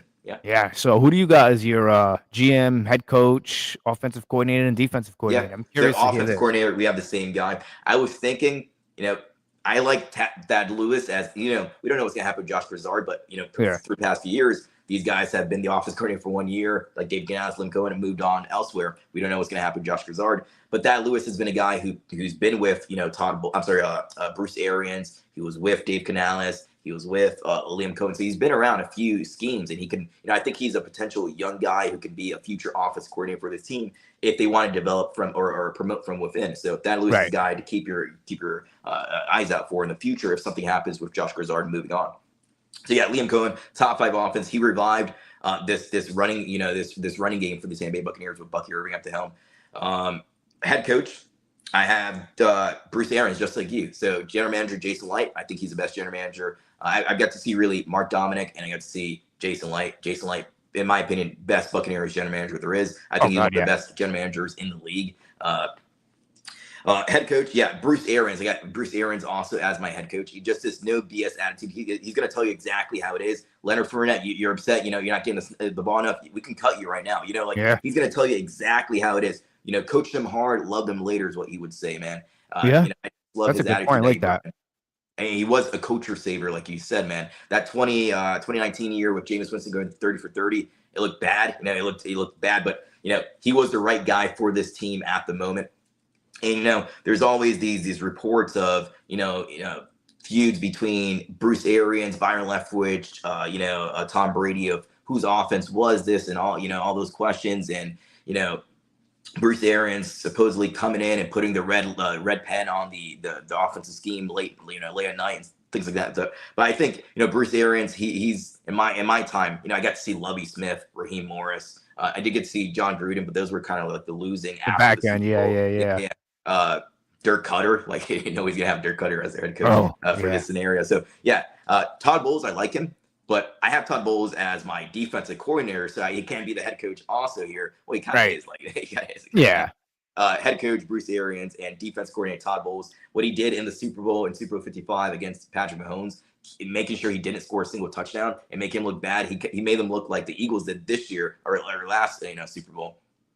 Todd Bowles is my defense coordinator. Liam Cohen, offense coordinator. Head coach Bruce Arians, GM Jason Light. So we kind of have very, besides Monty Kiffin as a defense coordinator. We have very similar, lineup here. Yeah, I want to go back to the comments. Christopher Cole says, Grizz will evolve Cohen's offense and make it better. Yeah. I hope so. I like what I've seen in the preseason. I like the play calling. Not afraid to go add a vertical passing scheme also. So that's something we haven't seen since the Bruce Arians days. Now, can you do that early on with Tristan Wirfs out? And, you have to give your quarterback time if you're going to throw it down the field. And also Jalen McMillan out, who would take those chunk plays down the field. But he wants to throw the ball. He wants the ball to go, deep down the field like we saw those Bruce Arians days. Not as much, of course, but there's going to be that element in the offense, which is going to be exciting. Yeah. All right, man. Let's move on to the defense. This is going to be interesting. And we got a top, and then we're going to rank these from top 50. So my defense is very simple. I'll go right through it. This defense, I'm going to start off with the defensive line. You have I put Leroy Selman at defensive end. I got Simeon Rice as my other defensive end. Simeon Rice, what he did, he gives Hassan Reddick gives me Simeon Rice vibes with the signing because this is what we needed. So I got Leroy Selman, Simeon Rice, and then for my defensive tackles, I have Warren Sapp, Gerald McCoy, and Anthony McFarland. And then for my linebackers, actually, I'll hold off on the linebackers because it gets a little tricky because the Buccaneers back in the day were a 4-3. Now they converted to a 3-4. So I tried to make this roster kind of like a hybrid of that. Okay. So those are my defensive linemen. Who do you got? Let me say, if your defensive line, the quarterback's dead back there. There's no no time. Yeah. So for the defensive line, my starting left end or defensive end would be Ndamukong Suh. I like what he did during his time here in Tampa. I'm doing a 3-4 defense. Nose tackle will be Vita Vea. The other defensive end would be Kalijah Cansey. Now, I didn't add Warren Sapp because I didn't really get to see him play. Right. Backup defensive end would be Jared McCoy. The fourth backup defensive end will be William Golston. I think he was a reliable player. You just need him out there. He didn't do too good in the first few years of his career, but he developed into a run stuffer. I think Logan Hall has the potential to be better than William Golston, but he just hasn't shown that yet. Right. And also at nose tackle, this one's kind of hard to find for a 3-4 scheme. A backup nose tackle, you can have guys like Akeem Hicks, but he was injured during his time here in Tampa. Bo Allen from the Philadelphia Eagles, but I decided to go with Clint McDonald. You remember Clint McDonald came over from the Seattle Seahawks? Oh yeah. Yeah. So I got to meet him at training camp when I was a kid, and he's just a real lunch pill kind of guy. He's a real good, honest guy. The kids around him getting the autographs were like, "Hey, do you drive a Ferrari, a Lamborghini? What do you drive?" He's like, "I drive a pickup truck." And they're like, "What do you do after the game or after practice?" He's just like, I just go back. This is training camp. They go to the hotel and all this stuff. Right. He just, he stays there. He calls his family at night. He just goes to sleep. Like a real simple guy. He lives for football and family, and that's kind of like us, Louie, right? Football and family. That's it, man. Absolutely. That would be my line. You got starting Ndamukong Suh, Vita Vea, and Kalijah Kancey out there. Gerald McCoy as a backup defensive lineman. Because I think Ndamukong Suh, there's always that conversation who was better because it came in the same draft class also. Ndamukong Suh, Right. Gerald McCoy. I think Ndamukong Suh showed throughout his career that he's the better defensive lineman. And then Kalijah Kancey, Willem Golson. So Yeah. my guys, I think you have a better defensive line if I'm being honest here. But that was my generation. I didn't get to see more of that, unfortunately. I'm already looking at the comments here, and shout out to Poker Guts, man. Appreciate you being in the comment section. No Vita at D tackle. Well, Daniel had it at D tackle. We got it covered. Yeah, and he says Leroy Selman, Warren Sapp, Vita Vea, Simeon Rice, backup Shaq Barrett, Joe McCoy, Sue, Shaq Barrett. Okay, all right, I got you. Yeah. All right. But here's what I got for linebackers. So this is my hybrid defense to fit this scheme. So right outside linebacker is Derek Brooks.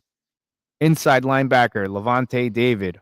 Hardy Nickerson, who was one of my favorite Bucs of all time. I don't know if you remember him. If you haven't, go look him up. You got to look him up. He's the one that really started like the physicality for the Tampa Bay Buccaneers.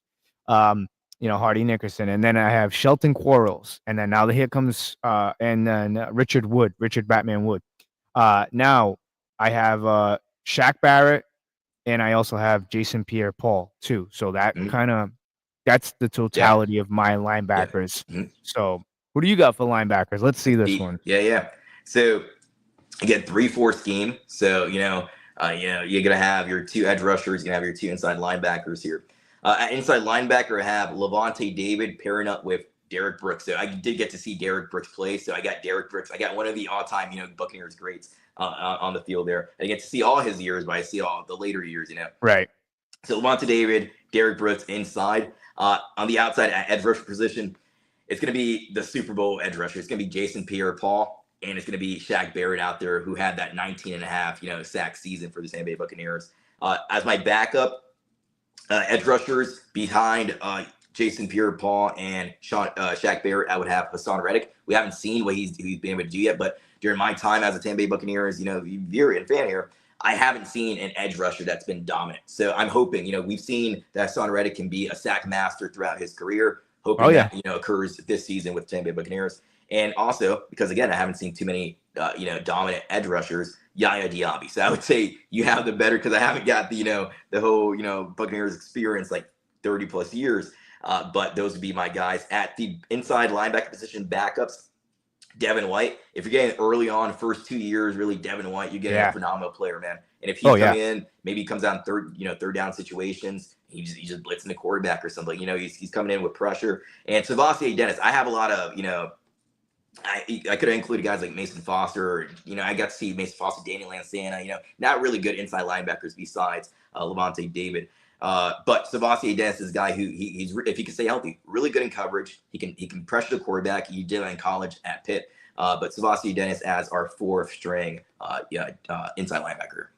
All right, I can see that. Like I said, again, nobody can say anything because it's your list and this is your era of Buccaneer football, and we made that aware.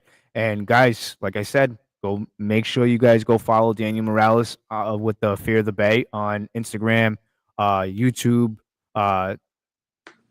Twitter/X. I always get that confused with Twitter, but I want to call it Twitter so bad, but you can't because it's not called Twitter. For years, So it kind of messes me up. And also make sure you guys also like and subscribe to the Frozen Pirate podcast. Real quickly before we continue our list, it's going to be sporadic when I do these episodes because life happens. Being a father, being a husband, being a full-time, having a full-time job. I'm trying to try and do post games and pre games, and then if there's any breaking news, I'm going to be right on it, and I'll record whenever I can. So that's why I say, and I'm sure Daniel is probably thinking the same thing. So make sure you guys are both subscribed to both of our channels. Make sure you guys hit the bell notifications so you guys don't miss anything, especially with Daniel. He's on it, dude. He's the future. Nah, man, I appreciate that notification bell. They hit that button, man. Like you said, if there's an emergency podcast, if something big happened, no matter what time of the day it is, like Kyle Trask, he got released late, yesterday. And, if you did a podcast, at the time unexpectedly, they would be notified right away. So it's really important that you don't just subscribe, you also hit that bell so you're notified at any point when one of us decides to upload. But make sure you go over to also any of my supporters. Make sure if you haven't done so already, please like, subscribe, follow Louie at Louie FPP on X, man, and the Frozen Pyre podcast, of course, here on YouTube. So, I truly appreciate the work that you do. No, man, I appreciate you, man. Like I said, you're the future, dude. I keep saying that. Let's go to Thanks, these man. cornerbacks, man. Cornerbacks. I think our lists are going to look a lot differently Okay, in this one. So I did pay homage to a legend. Can I guess yours real quick? Can I guess yours? You want me to get? I think I might know. Like you were able to get mine. I think I might know where you're gonna go. Before we do, Buckin, shout out to Buckin, man. Sub to both of you guys. Appreciate that. Thank you, man. Thank you, Buckin. Yeah, man, that goes a long, long way. Great stuff, man, right there. So you think you can guess mine? I think I can guess some of them. All right. Okay. So let's go with you're of course gonna have Rondé Barber, right? Yep, he's one. Rondé Barber. What about Brian Kelly? Oh yeah, he's third on the list. Donnie Abrahams. He's second. Okay, there we go. And let's pick Are you going to include one of the newer guys, the Gravediggers, Carlton Davis? Nope. No? Okay, so after this, I'm stumped. Okay, there we go. All right. So I got Rondé Barber, the Iron Man, Donnie Abraham, Brian Kelly, Ricky Reynolds. That's going way back, man. If you haven't watched some stuff on him, watch some highlights on him. And then Aqib Talib. And I put Aqib Talib there because he could have been great for us. I really do. I think the Buccaneers really missed out on Darrelle Revis and Aqib Talib. I know there was a point where we traded for Darrelle Revis. I wish they never got rid of Aqib Talib. I understand he had a couple of issues off the field, but if they could have just worked that out, he did wonders. I mean, he was kind of a punk. We saw what he did to Michael Crabtree in the chain. I get it, but he was such a good corner. I miss watching him and Steve Smith kind of going at it. And he won titles with the Patriots, man. He did well there. So that's my list, man. I wish we had those corners right now because we'd be shutting everybody down. Man, if we had this defense, your defense, I would say, if we had your defense right now, man, the Buccaneers are going. You can you're going undefeated, like man. 6 points, man. You don't really need to score much. You can have Kyle Trask as your QB1. I think you will win. Quite a few amount of games. Well, you're going to play off them. If you go back to those 99 Buccaneer teams, like a lot of those scores were ugly. The defense was the offense at some points. It was a different time, man, back then. So who do you got for corners? All right, so because of the fact that, just like you said, you just talked about him, Darrelle Revis, I think the Buccaneers, they got rid of him way too quickly. They traded the first-round pick for him, and it's just out of New York. Just they cut him too early. I have Darrelle Revis as my cornerback one. And real quick, I'm not going to have Rondé Barber on my – I got to see him play. I'm not going to have him because I'll explain later on. Okay, so don't get mad, any Bucs fans out there, because I don't have Rondé Barber. I'm going to explain why I don't have Rondé Barber out there, okay? But I have Darrelle Revis as one of my outside corners. I have Zion McCollum as my opposite outside corner. In the nickel, and I'm going to explain it. It's gonna sound weird, but I'm going to explain it later on, okay? I have Jacob Parrish, another rookie making this team, because just like Emeka Egbuka, I think he has so much potential. He's a very versatile player, man. I think, just going off potential, I included him on this team here. So those are my starters. You have Darrelle Revis, Zion McCollum, and Jacob Parrish. And backups, because these guys get often injured, but they were good players. And during our Super Bowl run, the Gravediggers, Carlton Davis III, and Jamel Dean. So again, I'm going to explain why I didn't include Rondé Barber, because he's going to come, you got some explaining to do here, kid. Yeah, I got you. We got some explaining. There we go. Why didn't you include Rondé Barber? So, you want to get to the safeties? Oh, okay. I see what you did there. All right. I see why you did that. And again, guys, Daniel speaking from his point of view, from his era of football. So, and I'm speaking from my point of view, from my Buccaneers era. So please don't tear our heads off. This is strictly our list. This is just for fun. Nothing's gonna come out of this. Like, I got a top 50 of all time if we get to it. But like I said, I mean, this is just for fun. From our eras. All right, so my safeties, I have some cool. It's pretty simple. I have John Lynch, Antoine Winfield Jr., Dexter Jackson, and Dwight Smith. Yeah, those are my safeties. Yeah. Mm-hmm. So, who do you got? John Lynch out there, and you got Antoine Winfield Jr. You can't go wrong. That's scary. So, see, that's what I didn't get to see John Lynch really play. So I have Antoine Winfield Jr. as one of my starting safeties. And here's where he comes in. I'm not saying this is late. We're talking about prime Rondé Barber. Now we get Rondé Barber in at safety, because I didn't get to see Dexter Jackson play. Who's the last guy you said, the fourth safety? Dexter Jackson and Dwight Smith. I didn't get to see Dwight Smith play either. So for me, Again, Darrell Revis, you have opposite of him, Zy McCollum, and the inside, Jacob Parrish, and then safeties, Rondé Barber, Antoine Winfield Jr. I think, I like that. pretty good backfield in my opinion. You have a great backfield as well. Backups to them, because again, during my time, I got to see like Deshaun Golston, from the 49ers that they brought over, not really good safety. Not to safety cut you player. off, but if you go back to that era of Buccaneers football, Yeah. there was such a missed opportunity with Greg Schiano because that defense should have been dominating. Mhm. You had Gerald McCoy and Mark Michael Barron, Bennett. yeah. You had Gerald McCoy and Michael Bennett on the same line. Michael Bennett was the one who got away. You know how everybody talks about that one girl who got away, the prom date that got away. He was the prom date that got away from the Buccaneers. Michael Bennett, Gerald McCoy, and then you also had for the secondary. The secondary was insane. You had Darrell Revis. You had, I want to say, Deshaun Golston, Mark Barron. Who else was on Was that? it Tanar Jackson or You had Tanar Jackson. It was insane, and it was bad coaching. That's what it just kind of. In Tampa at that time, they would have when Darrell Revis came in, no fly zone billboards everywhere. I remember as a kid looking up and like, oh, they're going to be really good this year. No fly zone. No offense is going to be able to throw on this team.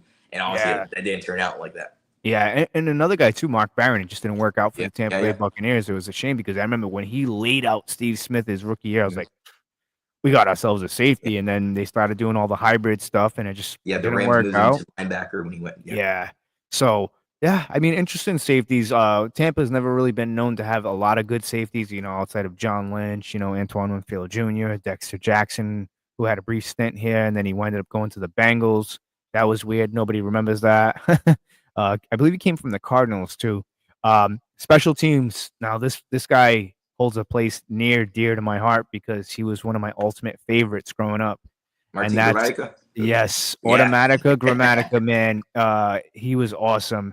Brian Anger is my punter, and then for the kick returner and punt returner, Michael Spurlock and Carl the Truth Williams. Okay. So I didn't include a punt return or kick return. I should have done that, but I have as my kicker Chase McLaughlin. I think I was between Ryan Suckup, who we won the Super Bowl with, the second Super Bowl, or Chase McLaughlin. I think Chase McLaughlin, if you look, he's like one of the more accurate kickers in Buccaneers history, even though he's only been here a few years. New punter, Riley Dixon. I think, I really like Jake Camarda, his rookie season, his second season a bit, but poor performance. He couldn't keep up. He, just maybe it was a mental thing with Jake Camarda. But Riley Dixon, I think I'm the leader of the Riley Dixon fan club, man. I've been raving about this guy ever since I got to see him. A lot of people like him, though. A lot of people like him, man. Yeah. I like him. He has such a big leg. I saw this early on training camp. Such a big leg. I'm like, once I saw him kick, he was kicking punts off to Tez Johnson, Raheem Jarrett, those guys. Emeka Buka was out there taking punts off to punt returns. But he had such a big booming leg. You hear it when he hits that ball, boom, and it just goes in the air and it just stays in the air and it stays there and it comes down. You have so much height. The timing is perfect at that. So Riley Dixon. I have a long snapper, Andrew DePaula. The reason I have a long snapper, Andrew DePaula, is because when I was a kid, I got to go to training camp. Nobody knows the long snapper's name, but I knew every single player on the Buccaneers roster, even the backups to the backups. So I told him, man, it's nice to see you. Something like, it's nice to see you, Andrew DePaula, or something like that, man. He was like, he looked at me like my name, like somebody knows the long snapper. We have Evan Deckers now, but then whenever I gave him the item to sign, he was like, "Where do you want me to sign? Where do you want me to sign?" And he was gonna give me also his wristbands, but there was another kid who was gonna start asking for it, and there's other kids around. He was like, "Oh, if I give it to you, I can't give it to everybody else." But Andrew Paula, he went on to play with. I think he's still possibly with the Minnesota Vikings. He went on to be a Pro Bowl long snapper as well. So yeah. I think so. Yeah. I didn't put a long snapper. I didn't put a kick returner. Yeah. It's just, again, guys, we appreciate you guys listening to this list. I mean, I have my top 50. I'll read off very quickly. Like I said, I'm excited for this season, man. This is going to be a fun season. I loved reading the comments. Let's get back before I read off the top 50, and then we'll let the people go. Shout out to Buckin, Christopher Cole, Abraham, man, all those guys. Really good fan activity today. I really liked it, man.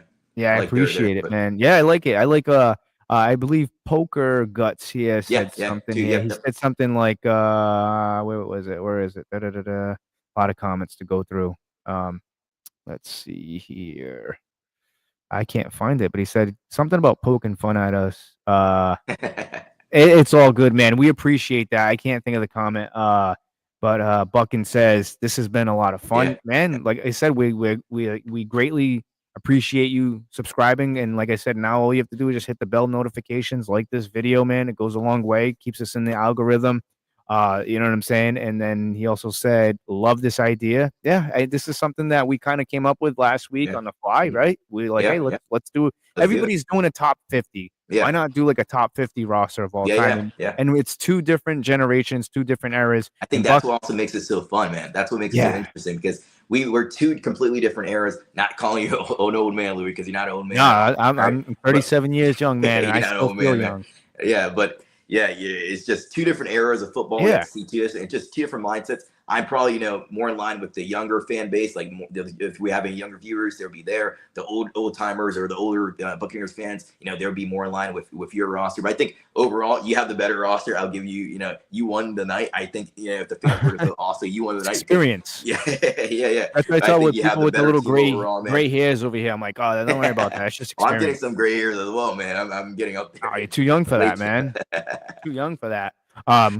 But no, man, I appreciate each and one of you guys. Like I said, there is a lot of hard work that goes into it, but it's a good satisfaction after seeing the views. Like I said, and I'm pumped, man. I'm pumped for the season. I'm pumped for the fans that are watching the show. Like I said, and if you guys really liked this idea, my co-host Jamie, who I do Around the NFL with, you got to meet him last week. great guy. Very intelligent.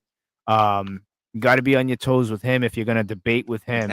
That guy. But he's an awesome person to have as a co-host. We came up with this idea called the matchup vault, and we did it last week where, we had we had a comparison, the 85 Dolphins, what they would do if they had to go head to head with the 2007 New England Patriots in an AFC championship game. So if you like stuff like this, we do this stuff a lot now. It's called the matchup vault, segment. It's a segment right now. We're actually looking to do that as a show. I was talking to somebody today, and they're probably watching. We were having some discussion, like who is better, Michael Jordan or Will Chamberlain? Who should Drew Brees be on the top 5 quarterbacks? Yeah. And then I got roped back into that 07 undefeated Patriots team. I'm thinking about doing something where how would the 2002 Buccaneers match up against that 07 undefeated Patriots team and who would come out on top? So if you guys really liked what me and Daniel just did here just now, stay tuned. Make sure you guys are subscribed to the YouTube channel and the bell notification is on because those episodes are going to be coming out. It's called the Matchup Vault, where we take two teams from two different eras and we compare them and we see who would win the game. All right. Without further ado, let's do Louie's top 50 Buccaneers of all time. So this is 31 seasons of Buccaneer football, in my opinion. So coming in, so everybody that's on this list, I've already read off, but I'll tell you what the order is. And this is strictly my order. And I came up with this list because of a little bit of the favoritism, a little bit. So there's going to be a couple of guys in there. Again, my list. Yeah. But I did it off contribution and what they meant to the franchise. So number 50, Brian Anger. And I have little notes that I'll read off here on why. Longtime punter, consistent weapon for the Tampa Bay Buccaneers. Number 49, one of my all-time favorites, but he's at 49, is Cadillac Williams. He was the 2005 Offensive Rookie of the Year, 37 total rushing yards with the Tampa Bay Buccaneers. Number 48, Michael Pittman, 5,000-plus scrimmage yards as a running back for the Tampa Bay Buccaneers, and also was a Super Bowl champion for the team. Number 47, another one of my favorites, Martin Gramatica. Don't really need to say anything about that. The resume speaks for itself. Number 46, Michael Spurlock. First kickoff return in team history. That was a special moment. I think that was against the Atlanta Falcons, if I'm not mistaken. And then number 45, Carl the Truth Williams. 5 punt returns for touchdowns. He was a fan favorite with the Buccaneers. I remember watching him return one against the Ravens in that Super Bowl year. Number 44, Dave Moore. Longtime Buccaneer. Number 43, one of your guys, Cameron Brate. 33 touchdowns. He was awesome in the red zone. Insane, Yeah, and Brady loved him. Number 42, Aqib Talib. When he was here, he dominated. Number 41, Ricky Reynolds. He had 17 interceptions in the 80s. with the Tampa Bay Buccaneers. He was a reliable cornerback in the 80s and 90s. So do your research, man. Ricky Reynolds, for you young guys, including you too, man. Go check him out. Yeah. Yeah. Number 40, Dwight Smith. He had 2 interceptions in that Super Bowl for touchdowns. So that's why he's on the list. And then LeGarrette Blount, head trauma with that guy. He would just run you over, hurdle you. However, he got in. Number 38, Anthony Booger McFarland. He was right on the side of Warren Sapp. He was hurt the Super Bowl year in 2002, but he played a big role. Number 37, Davin Joseph. 36 is Ali Marpet. Number 35, Keenan McCardell. And a lot of people are like, why do you have Ali Marpet behind Keenan McCardell? Keenan McCardell meant a lot to this team because Keyshawn Johnson, if you noticed, is not on my list. He was a very me player, and I don't think the Buccaneers get out of that Super Bowl all that season without Keenan McCardell. So he helped anchored that team to the first Super Bowl win. Number 34, Dexter Jackson. 33, Ryan Jensen. Rob Gronkowski, 32. A lot of people may be shocked with that, but again, I'm going off of my list. 31, Joey Galloway. Loved that. He had 3 1,000-yard seasons with the Tampa Bay Buccaneers. 3 straight. He was a deep threat. And the bicep celebration. The bicep. He was the first one with the baggy sleeves and stuff like that. Yeah. So I appreciate him. Number 30, Jason Pierre-Paul. Helped anchor the Super Bowl to the Tampa Bay Buccaneers. Number 29, Mark Carrier, 5,000 yards receiving. Top wide receiver for the Bucs in the 80s. 28, Shaq Barrett. 27, 19 and a half sacks broke the record for the Tampa Bay Buccaneers. Antoine Winfield Jr. is at 27. Number 26, Doug Martin.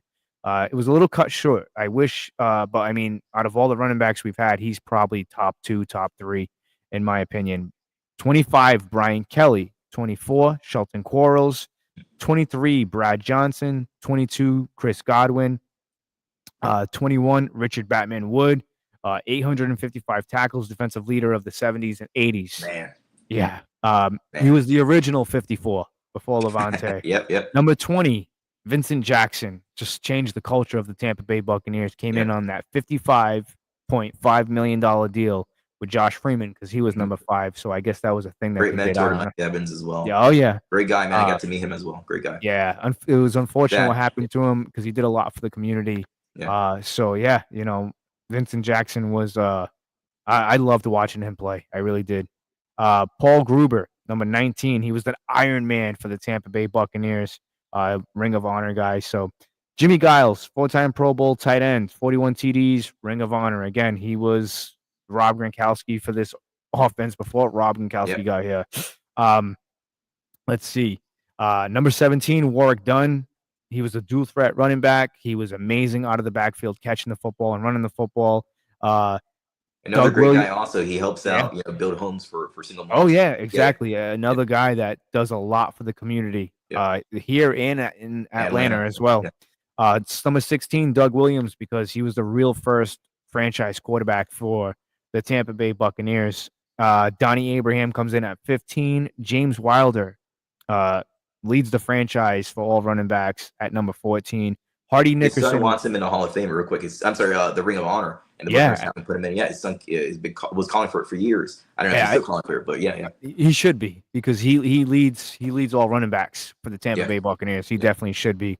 Number 13, Hardy Nickerson. Number 12, Tristan Wirfs. And a lot of people are like, why? So listen, what he's done already is legendary.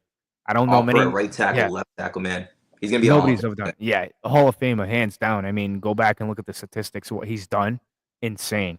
So Gerald McCoy. Yes, Gerald McCoy. I changed my opinion on Gerald McCoy. He is number 11. So now we're gonna crack the top 10. So a while back ago on a different platform, I shot out my top 10 and I said it's subject to change because I really had to think about it, and I did, and I moved some pieces around for my top 10. So number 10, Tom Brady, hands down, changed the culture and the direction of the Tampa Bay Buccaneers coming in because not only did the players get better, the crew members got better, the fans came more alive, the economy got better in Tampa Bay. you know, a lot of things happened in Tampa with I'm not gonna just say it was all because of Tom Brady, because anybody who has the opportunity to live out there, it's a beautiful place. I mean, I don't know how you could be upset living out there with the palm trees, You the got to nice come out here, weather. Louie. Yeah. Yeah, man. Like I said, I got a remote Yeah. start on the Escalade that I gotta Yeah. heat up that vehicle because it's 5 degrees in the morning. So, Man. yeah. So yeah, Tom Brady is number 10 in my opinion. Number 9 is Mike Allstott. Number 8, John Lynch. Number 7, Simeon Rice. I mean, double-digit sacks every year with the Tampa Bay Bucs, pretty much. Rondé Barber, the Iron Man, number 6. Mike Evans cracks my top 5. Yeah. He's 5th. Warren Sapp, number 4. Levante David is number 3. Leroy Selman is number 2. And number 1 is my Mr. favorite 55. player, Mr. 55, Mr. Derrick Brooks. Yep. That's my top 50. Mhm. Derrick Brooks will always be my favorite, no matter what happens. I understand Levante has a good shot at passing Derrick Brooks and in tackles. I hope it does happen. I love Levante David. I actually have Yeah. his jersey, the white one with the Super Bowl patch on it. He is Mr. Buccaneer, but Mr. Derrick Brooks is my favorite player. Yeah. And I don't know if you ever seen those commercials. Go back, look up Derrick Brooks commercial, and you see like it's always this thing. Who's my favorite player? Mr. Derrick Brooks. No, I got to. It was the funniest commercials, man. I gotta start sending you some stuff.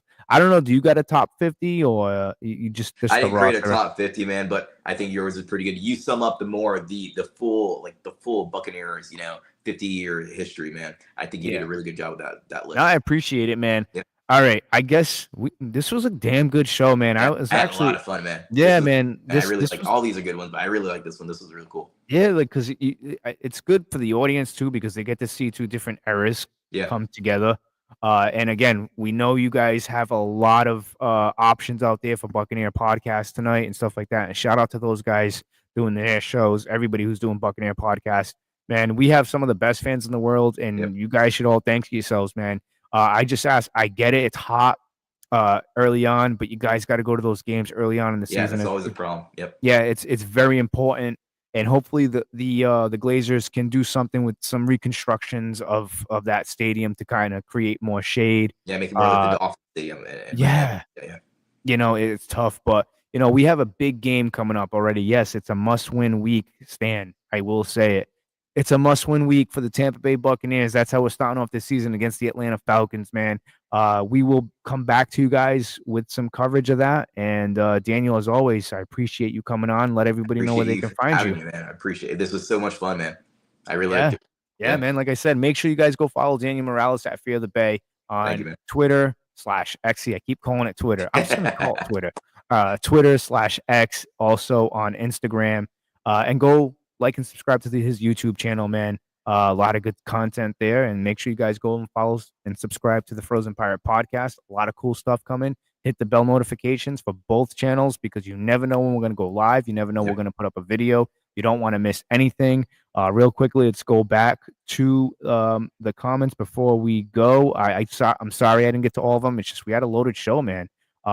Poker Guts, been watching since '97. If you want an occasional co-host, I'll audition. I don't know. Keep that in mind, man. Feel free to DM me on Instagram. I'm going to get more active on X. I have to. Damn good show by Buckin. Thank you, Buckin. W Stream. Support throughout participation, man. Yeah, man. Like I said, as always, guys, thank you guys for joining us. Yeah, as always, thank you for joining us here. We greatly appreciate you guys. And I'm telling you, the best is yet to come. As always, to the crew, let's go Bucs. Fire those cannons. Peace.